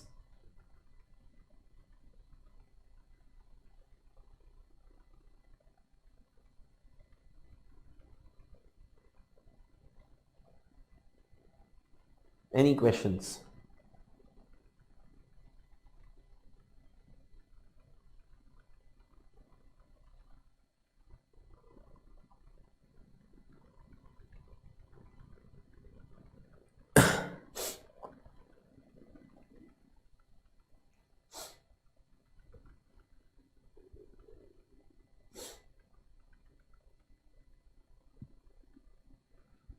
Any questions, class coordinators, please let me know, then we'll take them up.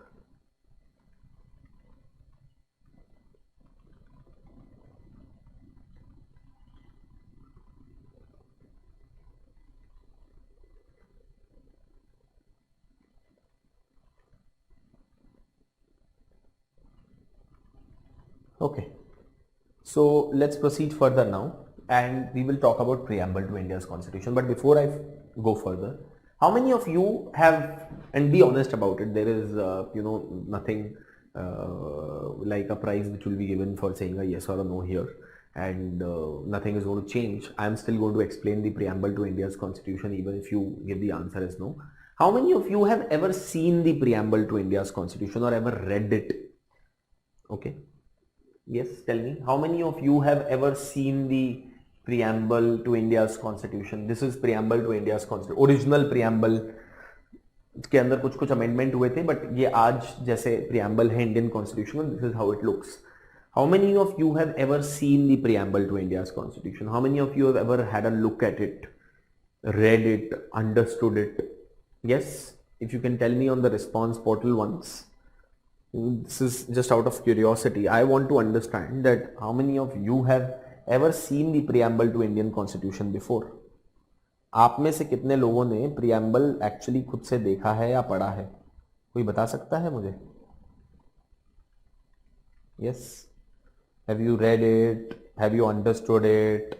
Is this the first time that you are getting introduced to the preamble to Indian Constitution? Yes. Anyone who can tell me a bit? कभी पढ़ा है पहले preamble? पढ़ा है, देखा है, तो क्या समझा है, क्या नहीं समझा है? Has any one of you ever seen the preamble? I have read it. Some people are saying yes, I have read it many times. Some people are saying I have read it twice. Some people are saying no, some people are saying yes, right? Okay. So let's proceed further. We will discuss about preamble to India's constitution.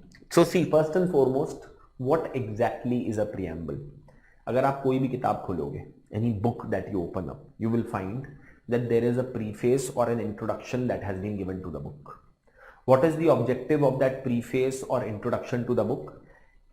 The objective is to tell the reader that this is what you can expect from the book.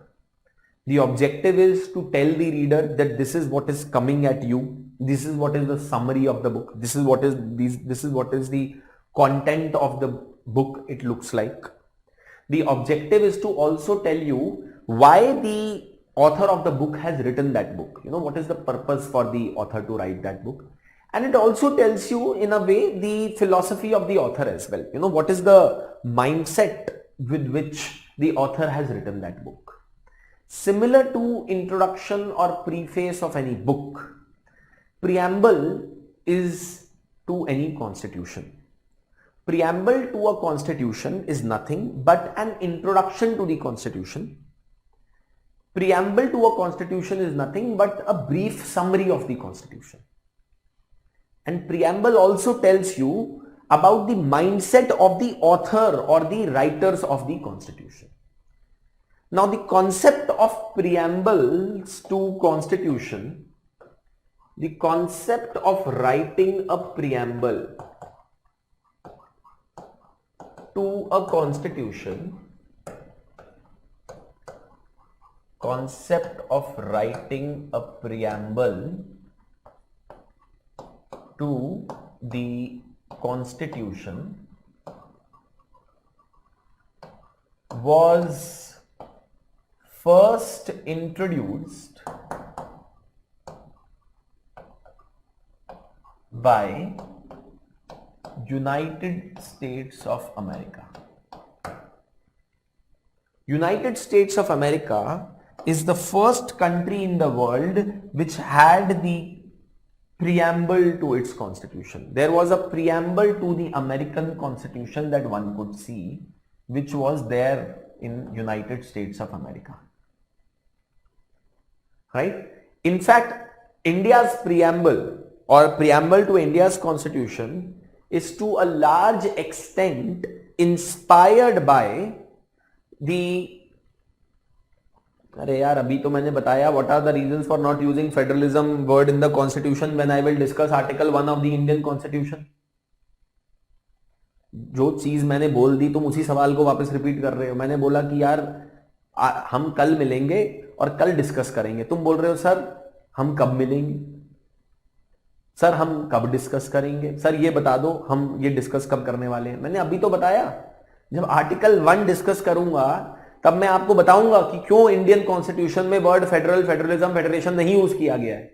यार सुनते क्यों नहीं है तुम लोग? Why don't you people pay attention? This is a very simple thing. I told you. Am I speaking some kind of an alien language that you people are not able to understand? Why are these questions being sent to me? Class coordinators, please be cognizant of the fact that I already told that I will discuss why the word federation has not been used in Indian constitution, why the word federalism has not been used in Indian constitution, why we have not used the term federation of states but we use the term union of states when I will discuss article 1. आप फिर वही भेज रहे हो question मुझे. कैसे चलेगा ऐसे काम?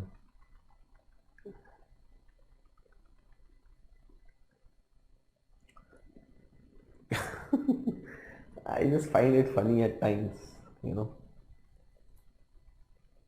See, you people are planning to become the administrators, run the country. एक बार प्राइम मिनिस्टर ने तुम्हें बोल दिया और तुम्हें नहीं सुना, दूसरी बार जाके पूछोगे ना तो सर्विस में ऐसा हाल किया जाएगा कि उसके बाद तुम सर्विस रिजाइन ही मारोगे. फिर चीफ मिनिस्टर ने कुछ बोल दिया, तुम वापस पहुंच गए चीफ मिनिस्टर के पास, सर क्या बोला था, फिर उसके बाद लेटर आएगा तुम्हें ट्रांसफर का और ऐसे डिपार्टमेंट में उठा के फेंका जाएगा कि जिंदगी भर उसी डिपार्टमेंट में रहोगे और वहीं पे ही पूरी जिंदगी निकल जाएगी. एनिमल हस्बेंड्री के डिपार्टमेंट में भेजेंगे सबसे पहले, सबसे ज्यादा ऐसी चीजें होती हैं. So please be attentive. जो मैं पढ़ा रहा हूं वो तो सुनो, जो मैं बोल रहा हूं वो तो सुनो, या अपने सवालों में ही इतने गुम हो, मगन हो कि कुछ भी पूछोगे. Anyway, so the concept of writing a preamble to the constitution was introduced by United States of America, and India's constitution's preamble is also inspired by the preamble to the American Constitution, very similar in language to the preamble to American Constitution. So what exactly is preamble to a constitution? What is a preamble? Just like an introduction is written to a book, preamble is written at the beginning of a document, and usually in case of constitutions that text that is written is called as preamble. What is the purpose of writing this text? It provides an introduction to the document. It tells you about the mind of the makers of the constitution, or essentially it tells you about the mindset or the philosophy of the makers of the constitution. Philosophy or the mindset of the makers of the constitution. It provides you an introduction. It also tells you what the reader can expect. In a way, I can say that preamble to any constitution is more or less like a summary to a constitution. It is more or less like a summary. Okay, it tells you about what the reader can expect from the constitution, right? So let's have a look at the preamble to India's constitution, and then we will discuss further about each of the terms and each of the phrases that have been mentioned in the preamble to India's constitution. So see, this is the preamble, huh? I hope that you people have read it earlier. Even if you have not, it's okay. We will discuss it now. So the preamble to the Indian constitution reads that we the people of India, having solemnly resolved to constitute India into a dash dash dash dash, and we will try to secure to all its citizens this in our constituent assembly this 26th day of November 1949, do hereby adopt, enact and give to ourselves this constitution. So the first thing that we need to understand is that the Constitution of India's preamble uses the term we the people of India. And then it says we the people of India want to create an Indian state which will be like this, which will achieve these objectives, are hereby in our constituent assembly adopting and enacting and giving to ourselves this constitution. So one thing is clear that Indian constitution, अगर आप preamble पढ़ें तो उससे ये पता चलता है that Indian constitution has been written by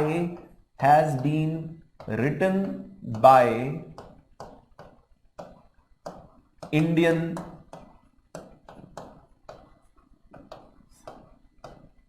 has been written by Indians. That also tells us that the source of authority or the source of power for the Indian constitution is also Indian people. ये power to write constitution कहां से आ रही है? लोगों से, India के लोगों से. This also tells us that in India, it is the people who are supreme. It is the citizens of India who are supreme in India, those who are writing the Indian constitution. So the term we the people of India signifies a number of things. It gives us a number of meanings that we need to keep in mind.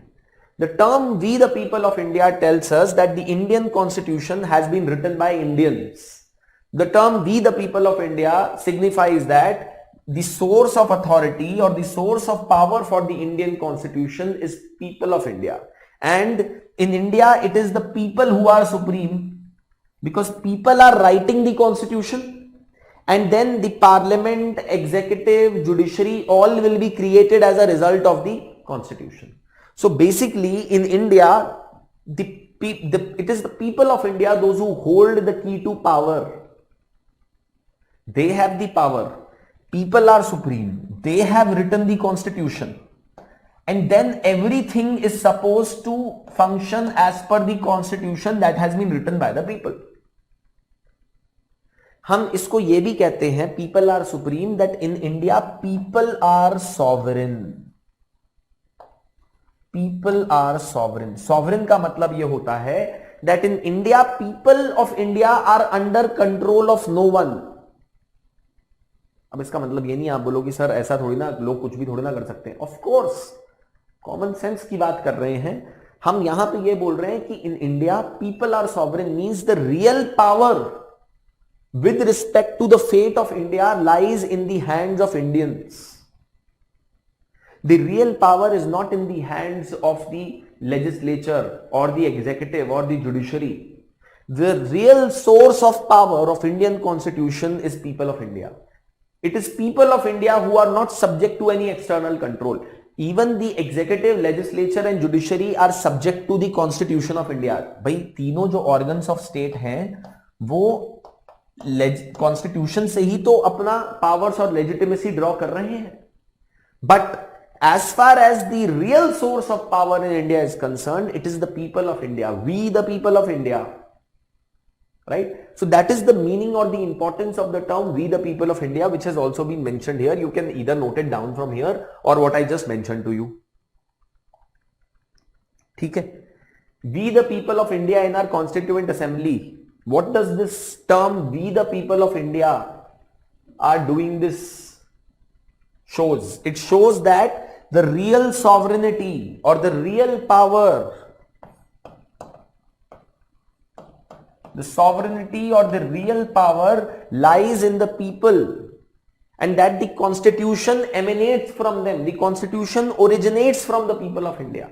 And then it also tells that the constitution has not been imposed on them by any external authority. हमारे को किसी external authority ने नहीं बोला कि ऐसा constitution रखिए, but it is the creation of the Indians themselves. It tells us that the source of power, the real power in India lies in the hands of the people. It tells us that in India it is the people those who are sovereign. कई बार लोग गलती से ये बोलते हैं कि in India parliament is sovereign. That is not correct. In UK parliament is sovereign because in UK constitution is a result of the laws of the parliament. But in India constitution has been written by the people of India, and therefore in India the real source of power, the sovereignty lies in the hands of the Indian people. Yes. So that is the meaning of the term we the people of India. You please write this down, है ना? तो इसको note कर लीजिएगा. What is the meaning of the term, or what does the term we the people signify? It signifies this. It shows this. The real power is in the hands of the Indians, and constitution has not been imposed on Indians by any external power, but rather is a gift of Indians to themselves. जब वो कहता है कि भाई we do hereby adopt, enact and give to ourselves this constitution, इसका मतलब क्या है? That Indian constitution is a gift of Indian people to themselves, है ना? यही तो मतलब है. Indian constitution is a gift of Indian people to Indian themselves. ठीक है? Now let's proceed further and let's look at the preamble again. So this is the preamble.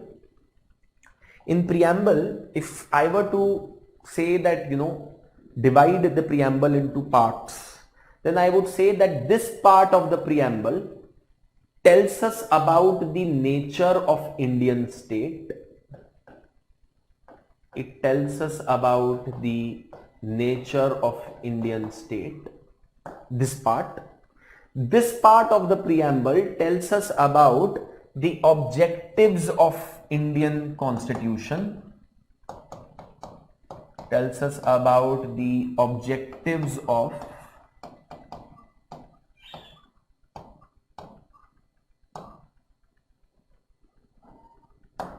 Indian constitution.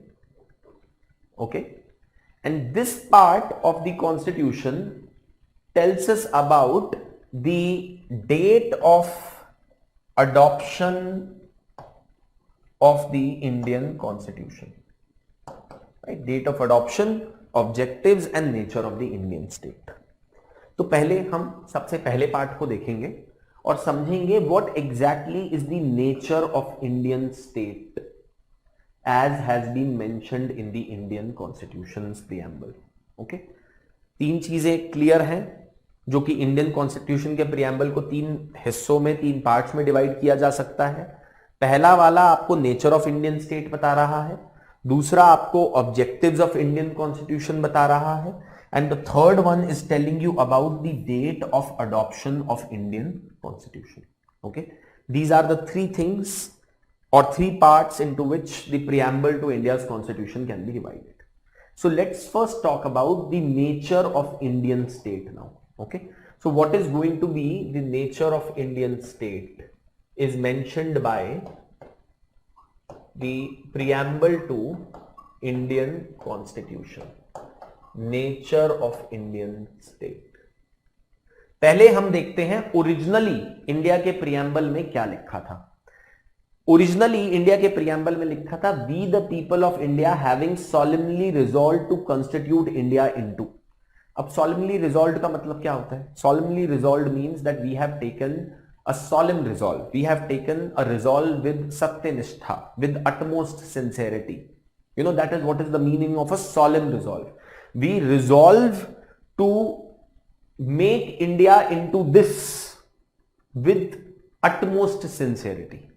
So nature of Indian state, originally Indian constitution में ये words, preamble में ये words mention नहीं थे.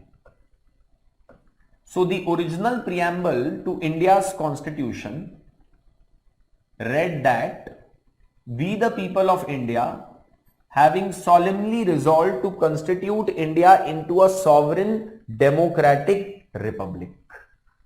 अब समझते हैं nature of state as per the original preamble was that it wants to create India into a sovereign democratic republic.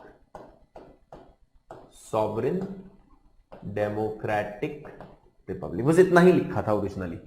Socialist secular तो बाद में ऐड किया गया, तो पहले हम इसके ऊपर फोकस करते हैं, then we will go to the word socialist and secular. So we want to constitute India into a sovereign democratic republic. हम उल्टा स्टार्ट करते हैं, ठीक है. So what is the meaning of a democratic republic? पहले तो हम ये समझते हैं what is the meaning of a democratic republic. Now see, first and foremost, what you need to understand is that there are different types of democracies. Okay, there are two types of democratic models. There are two types of democracies that existed, और broadly दो model हैं. ऐसे बहुत सारे infinite models हैं ऐसे तो, but दो जो सबसे स्पेसिफिक मॉडल्स वर्ल्ड में एग्जिस्ट करते थे when India was writing it's constitution were, one was a constitutional monarchy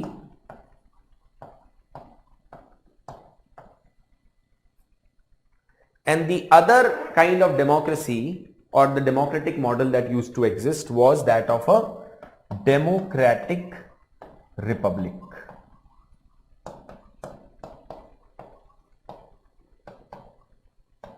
democracy के दो प्राइमरी मॉडल्स थे, एक था कॉन्स्टिट्यूशनल मोनार्की और एक था डेमोक्रेटिक रिपब्लिक. कॉन्स्टिट्यूशनल मोनार्की जैसा कि यूके में एग्जिस्ट करता है, जापान में एग्जिस्ट करता है, नेदरलैंड्स में एग्जिस्ट करता है, स्पेन में एग्जिस्ट करता है, right. That is what is called as a constitutional monarchy. And democratic republic as it exist in case of United States of America, as it exists in France, that is a democratic republic.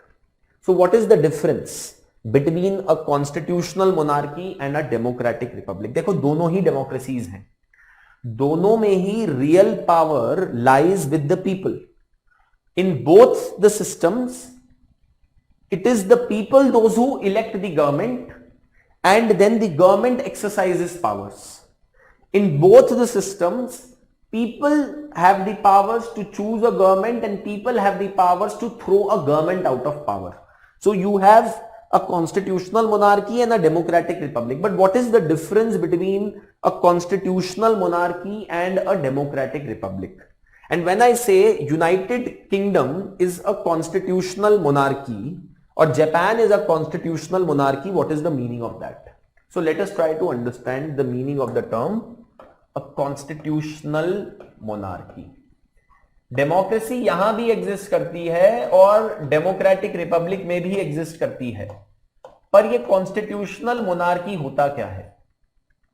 C basically in a constitutional monarchy the real power of the government lies in the hands of the Prime Minister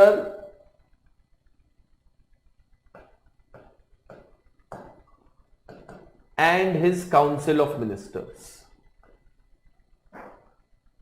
That is, the Prime Minister heads the government, or he is the head of the executive, head of the government. But there is a symbolic head of the state also. Symbolic head of the state. Head of the state, not the head of the government. The symbolic head of the state in a constitutional monarchy is appointed on the basis of hereditary.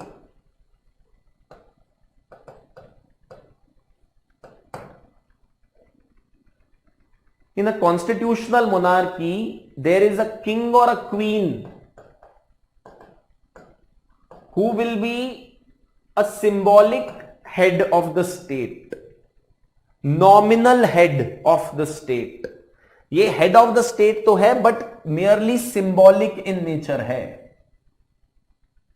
The real powers are in the hands of the Prime Minister and his Council of Ministers, or in the hands of the democratically elected government, whereas there are some symbolic powers, very minimal power, जिसको हम कहते हैं nominal powers. Real powers कहां पर हैं? In the hands of the Prime Minister and his Council of Ministers. But nominal powers have been given to the king or the queen. And the appointment of the king or the queen takes place on the basis of hereditary. There is no election. There are no elections. So some of you may say कि sir फिर ये democracy कैसे हुई? अरे ये democracy ही है, क्योंकि real powers तो प्राइम मिनिस्टर और गवर्नमेंट के हाथ में है जो कि डेमोक्रेटिकली इलेक्टेड है, बट कुछ नॉमिनल पावर सिंबॉलिकली आपने किंग को या क्वीन को पूरे हेड ऑफ द स्टेट बना के बिठा दिया है, whose appointment is done on the basis of hereditary, but they do not really have any real powers. There are no elections that happen in the case of the king and the queen. जो जिसका बेटा होता है, बेटी होती है, उसी के अंदर सक्सेशन हेरिडिटरी के बेसिस के ऊपर हेड ऑफ द स्टेट को अपॉइंट किया जाता है. But the head of the government is different. So in a constitutional monarchy, head of the state is unelected or is appointed on the basis of hereditary. So essentially अगर आपको लिखना हो कि constitutional monarchy क्या होती है, constitutional monarchy is that kind of a democracy where there is a constitution. अब वो कॉन्स्टिट्यूशन रिटन है या नहीं है उससे कोई फर्क नहीं पड़ता, कॉन्स्टिट्यूशन तो है. where there is a constitution and the head of the state is unelected. Essentially, head of the state is appointed on the basis of hereditary, appointed as per hereditary. Okay, but the head of the state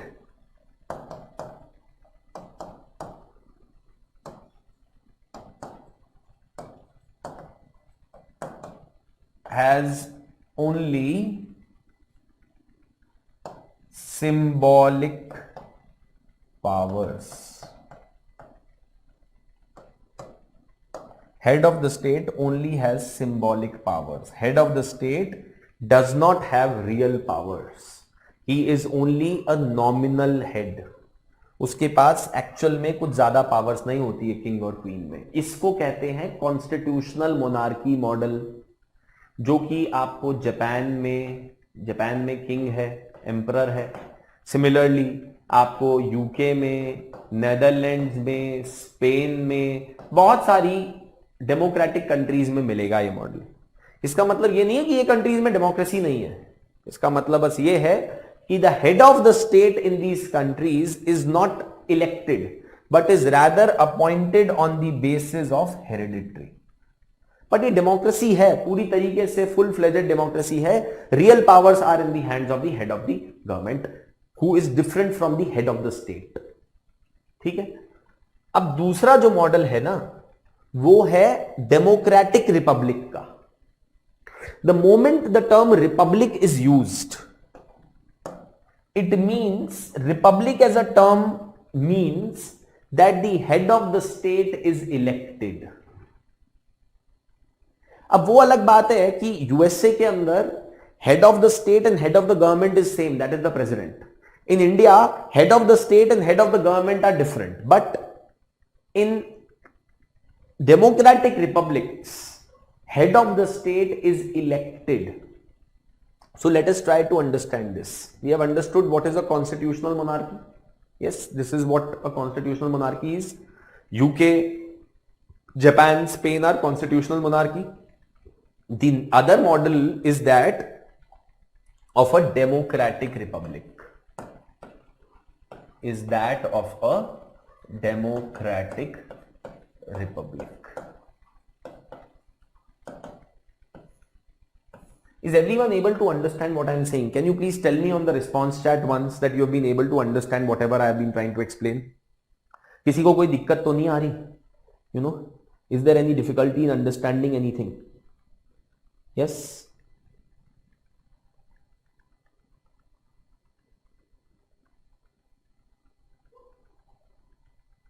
Anyone? Is this clear to everyone? Can you please tell me on the response chat once that yes, this is clear to all of you? Because देखो problem ये है ना online teaching की कि we as teachers at times are not able to जज the reactions of the students. At times क्या 90% of the times I don't even know what you people are doing.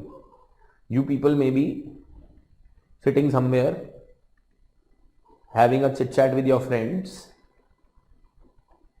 है ना, and having a merry watching India's cricket match. We are here standing, we don't even really know that whether you people have understood whatever we have explained or not. हाँ sir, तो democratic समझ में आ रहा है सबको सब कुछ? एक बार प्लीज लिख दो चैट पे तो मेरे को थोड़ी सी अश्योरेंस हो जाएगी. हाँ, क्योंकि देखो ये बड़ा प्रॉब्लम है ना, इतने सारे स्टूडेंट्स हैं और ऑनलाइन के अंदर जज करना बड़ा मुश्किल है. मुझे नहीं पता ऑफलाइन क्लासेस कब स्टार्ट होंगी, बट ऑनलाइन के अंदर ये बड़ा मुश्किल होता है. मैं आपके फेसेस नहीं देख सकता, मैं आपकी फेस रीडिंग नहीं कर सकता, बॉडी लैंग्वेज नहीं समझ सकता. कंफर्टेबल हो नहीं हो, समझ आ रहा है नहीं आ रहा है, मुझे क्या पता है यार. मैं तो सिर्फ कैमरा को देख रहा हूँ, है ना. So my understanding is purely based on so many you know assumptions. ठीक है, चलो गुड.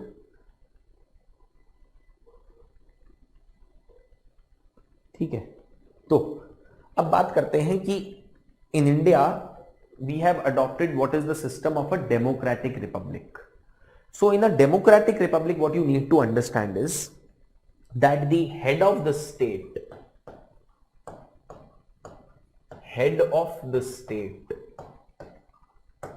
Is elected. अब देखो आप लोग ना ऐसे सवाल पूछते हो कई बार जिससे कई बार मुझे कॉमन सेंस की कमी जो है वो नजर आती है. Don't feel offended but try to understand. थोड़ा कॉमन सेंस यूज करो.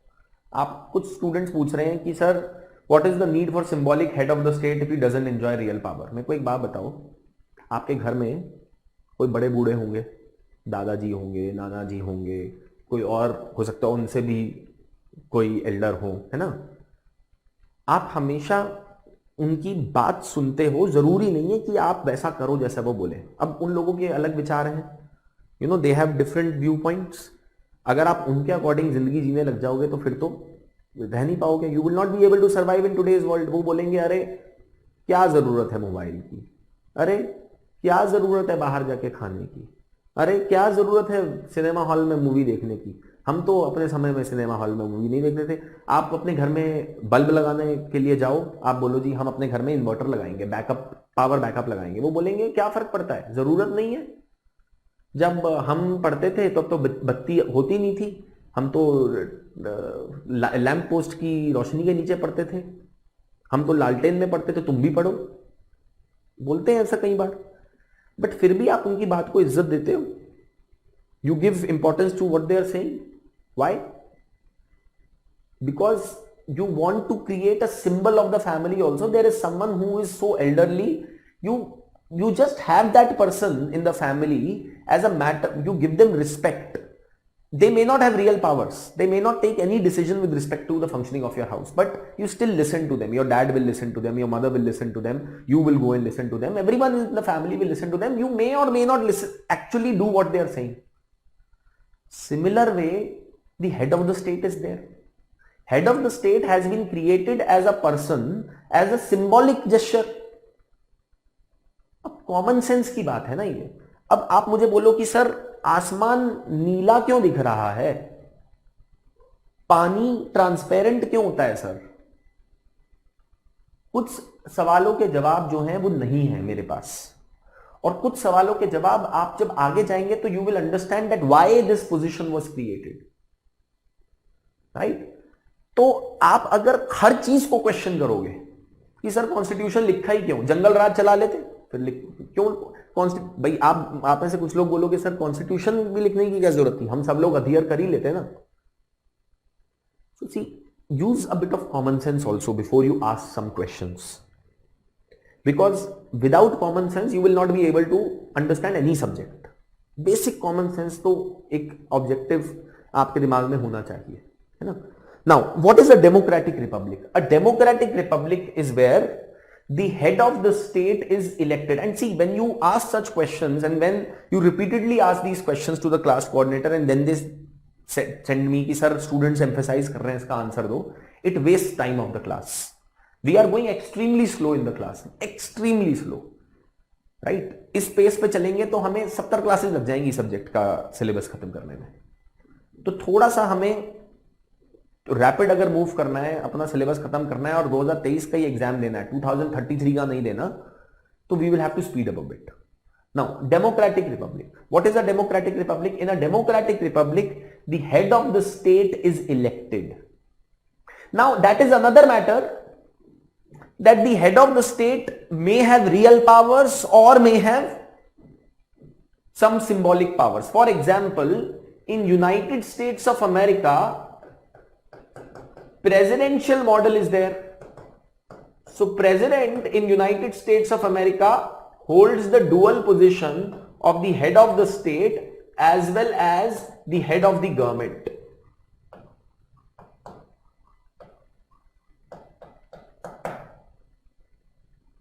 And in India,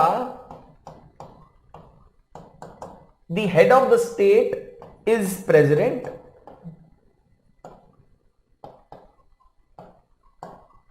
Head of the state is president who is elected. And head of this government is the prime minister. But let me tell you, the powers of the head of the state in India in parliamentary democracy are similar to the powers of the king or the queen in United Kingdom. बहुत ज्यादा difference नहीं है, थोड़े बहुत provisions different हैं, but in a republic what you need to keep in mind is that the head of the state is elected. In a constitutional monarchy, the head of the state is appointed, is unelected. But वहां पे भी democracy है. But in case of a democratic republic, it is also a democracy, but where the head of the state is elected. That's why India is a republic. But क्या ये कहना सही होगा कि अगर कोई एक कंट्री डेमोक्रेटिक है तो वहां पे head of the state elected ही होना चाहिए? जरूरी नहीं है। United Kingdom, head of the state is not elected, but it is still a democracy. Head of the state in India is elected and the head of the government is also elected. So India is a democratic republic. So India is a democracy where we have established a republic. You know, so India is a republic as compared to United Kingdom, which is a constitutional monarchy, as compared to Japan, which is a constitutional monarchy. ठीक है, which is a constitutional monarchy. On the other hand, India is a democratic republic where the head of the state is elected, right? So the meaning of the term republic is that the head of the state should be elected by the people. In India, the president is elected. अब वो अलग बात है कि election direct नहीं होता, आप और मैं इलेक्ट नहीं करते प्रेसिडेंट को, बट इलेक्शन तो होता है. How is the president of India elected? President of India is elected in this manner. People of India choose certain representatives in form of MPs and MLAs, and the representatives of people of India in turn choose the president of India. So this is indirect elections, but elections तो हैं.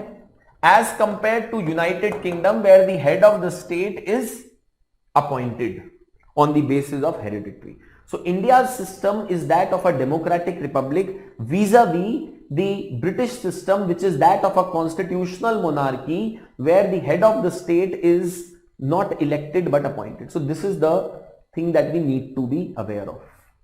India is a democratic republic. So republic का मतलब समझ में आ गया. दूसरी बात यहां पे समझने की जरूरत है that India is a democracy. What is a democracy? A democracy is a form of government system where people choose those who will exercise powers. A democracy is where every person has equal rights to choose a government. A democratic system is a system where people choose who will exercise powers, where every person has equal rights to choose a government. A democracy is a system where elections are conducted regularly and elections are conducted in a fair manner to choose the people. So India's system is a democratic system where those who are in power are on the basis of the right of the people to choose them. And everyone has equal powers to choose the government. And elections are held regularly and are held in a fair manner for the appointment of those in power. Right? A democratic system is where people exercise their choice, their power of choice to choose who will rule them, who will exercise powers in the country. Yes? So India's system is that of a democratic republic. I hope that this is clear to you. Yes? Is that clear to everyone?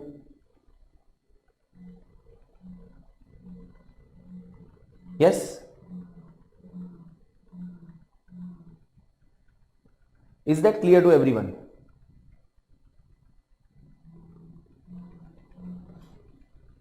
Okay, so India's system is that of a democratic republic as compared to being a system of constitutional monarchy.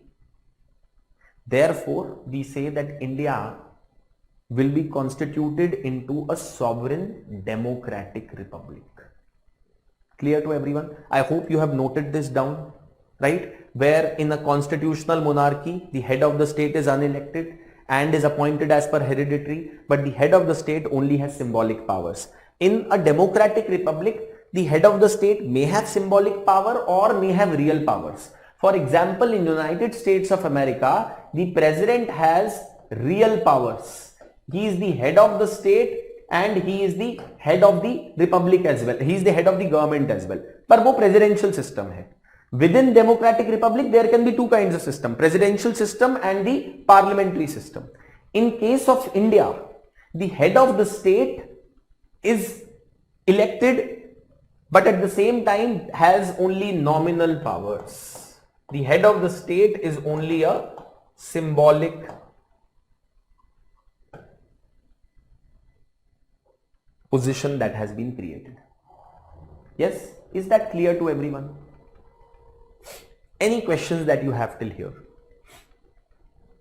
See, I'll have to extend the class. I have a class at 1 o'clock, but I have to extend the class because I have to cover the syllabus. है ना? We can't go so slow.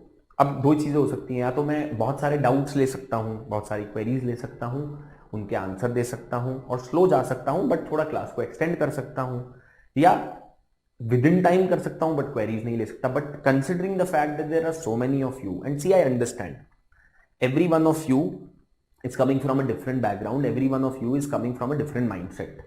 So initial classes में doubts रहेंगे और मैं बार बार आपको ये बात बोल रहा हूँ, स्टार्टिंग से बोल रहा हूँ, doubts रहेंगे.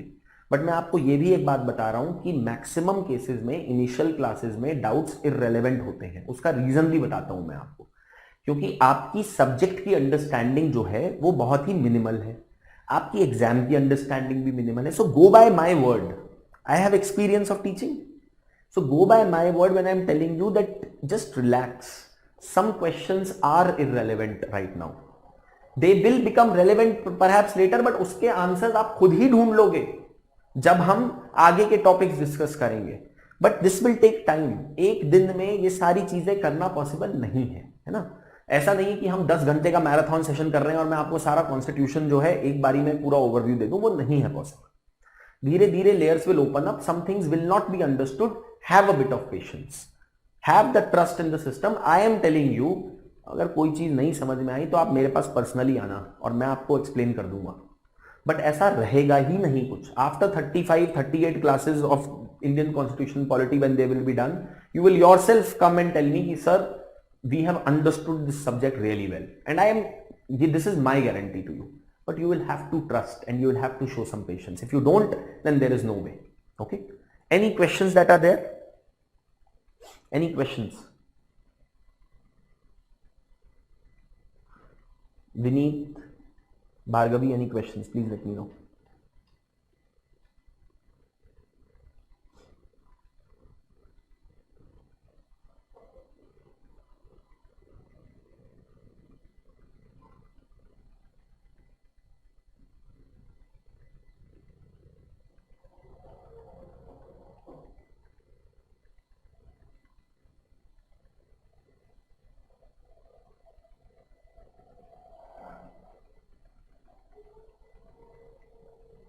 ठीक है, चलो. Now let's proceed further.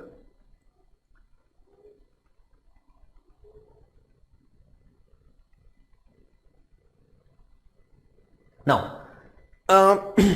the next aspect that I wanted to discuss with you, and probably because it's already 12:15, I would not want to drag the class, is the concept where we will be discussing about that when we say that India is a sovereign democratic republic. Democratic republic है India, ये तो हम समझ गए. इसका मतलब क्या होता है वो भी समझ गए. Then India is a sovereign democratic republic. Now I'll just introduce you to this, and when we meet tomorrow at 9 o'clock, many students are asking difference between republic and democracy. Okay, see, I just explained it also. मैंने ये बोला था ना कि 2 तरीके की democracies होती हैं. यहां लिखा था मैंने, did I show it? Democracy और रिपब्लिक में कोई फर्क नहीं होता. 2 तरीके की डेमोक्रेसीज होती हैं. एक डेमोक्रेसी जो कि रिपब्लिकन डेमोक्रेसी होती है जैसे इंडिया, और एक डेमोक्रेसी जो कि कॉन्स्टिट्यूशनल मोनार्की होती है. वो डेमोक्रेसी जहां पे head of the state elected होता है उसको डेमोक्रेटिक रिपब्लिक कहते हैं, और वो डेमोक्रेसी जहां पर head of the state appointed on the basis of hereditary होता है उसको कॉन्स्टिट्यूशनल मोनार्की कहते हैं. समझ में आया? यार देखो, बड़ा सिंपल सा कॉन्सेप्ट है, इसको अपने दिमाग में खिचड़ी मत पकाओ. डेमोक्रेसी 2 तरीके की होती हैं, डेमोक्रेटिक रिपब्लिक, कॉन्स्टिट्यूशनल मोनार्की. तभी तो लिखा था, ये डायग्राम बनाया था. Democratic republic where the head of the state is elected. तो रिपब्लिक और डेमोक्रेसी 2 अलग चीजें नहीं है मेरे दोस्त. 2 तरीके की डेमोक्रेसीज होती हैं. ये वही बात है कि सर सेब और फ्रूट में क्या फर्क होता है? सेब एक तरीके का फ्रूट है, रिपब्लिक एक तरीके का डेमोक्रेसी है, रिपब्लिकन डेमोक्रेसी. कॉन्स्टिट्यूशनल मोनार्की दूसरे तरीके का फ्रूट है, दूसरी तरीके की democracy. Yes, is this clear to everyone? बता दो भाई जिसको ये समझ नहीं आया तो.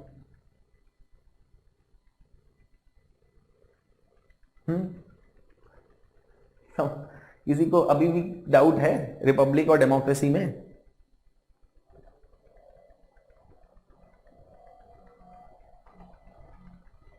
ठीक है, कॉन्स्टिट्यूशनल मोनार्की एक तरीके की डेमोक्रेसी है, रिपब्लिकन डेमोक्रेसी एक तरीके की डेमोक्रेसी, जैसे इंडिया डेमोक्रेटिक रिपब्लिक है। दो तरीके के रिपब्लिकन डेमोक्रेसी हो सकती हैं, एक इंडियन फॉर्म है जो कि पार्लियामेंट्री डेमोक्रेसी है, एक प्रेसिडेंशियल फॉर्म है जो कि अमेरिका है। दोनों केसेस में head of the state is elected, but दोनों केसेस में हेड ऑफ द स्टेट की पावर अलग होती हैं। और कॉन्स्टिट्यूशनल मोनार्की वो एक सिस्टम है जहां पर head of the state elected नहीं होता और हेड ऑफ द स्टेट के पास पावर्स भी नहीं होती, पावर्स नॉमिनल होती है, as compare to democratic republic where the head of the state is elected in presidential system or the head of the state is elected in the Indian system, but the powers are different. See, I want to address this question, you know, if there is any other doubt which is there. अब ये सबको समझ में आ गया, because I am a bit surprised that some of you asked the difference between a republic and a democracy after explaining all of this. So if there are still any doubts, you please ask. कोई और doubt है तो पूछ लो अभी, क्योंकि ये basic doubt अगर carry करोगे तो फिर आगे जाना बड़ा मुश्किल हो जाएगा, है ना। Unfortunately I have to cater to needs of everyone, because every one of you is at a different level. Some of you are graduate, some of you are post graduate, some of you are working, some of you are in college. I don't know what is the background with which you guys are coming, right. Any question Bhargavi? अभी ये समझ में आ गया, because C I am very surprised that you still ask the difference between republic and democracy even after explaining this entire thing.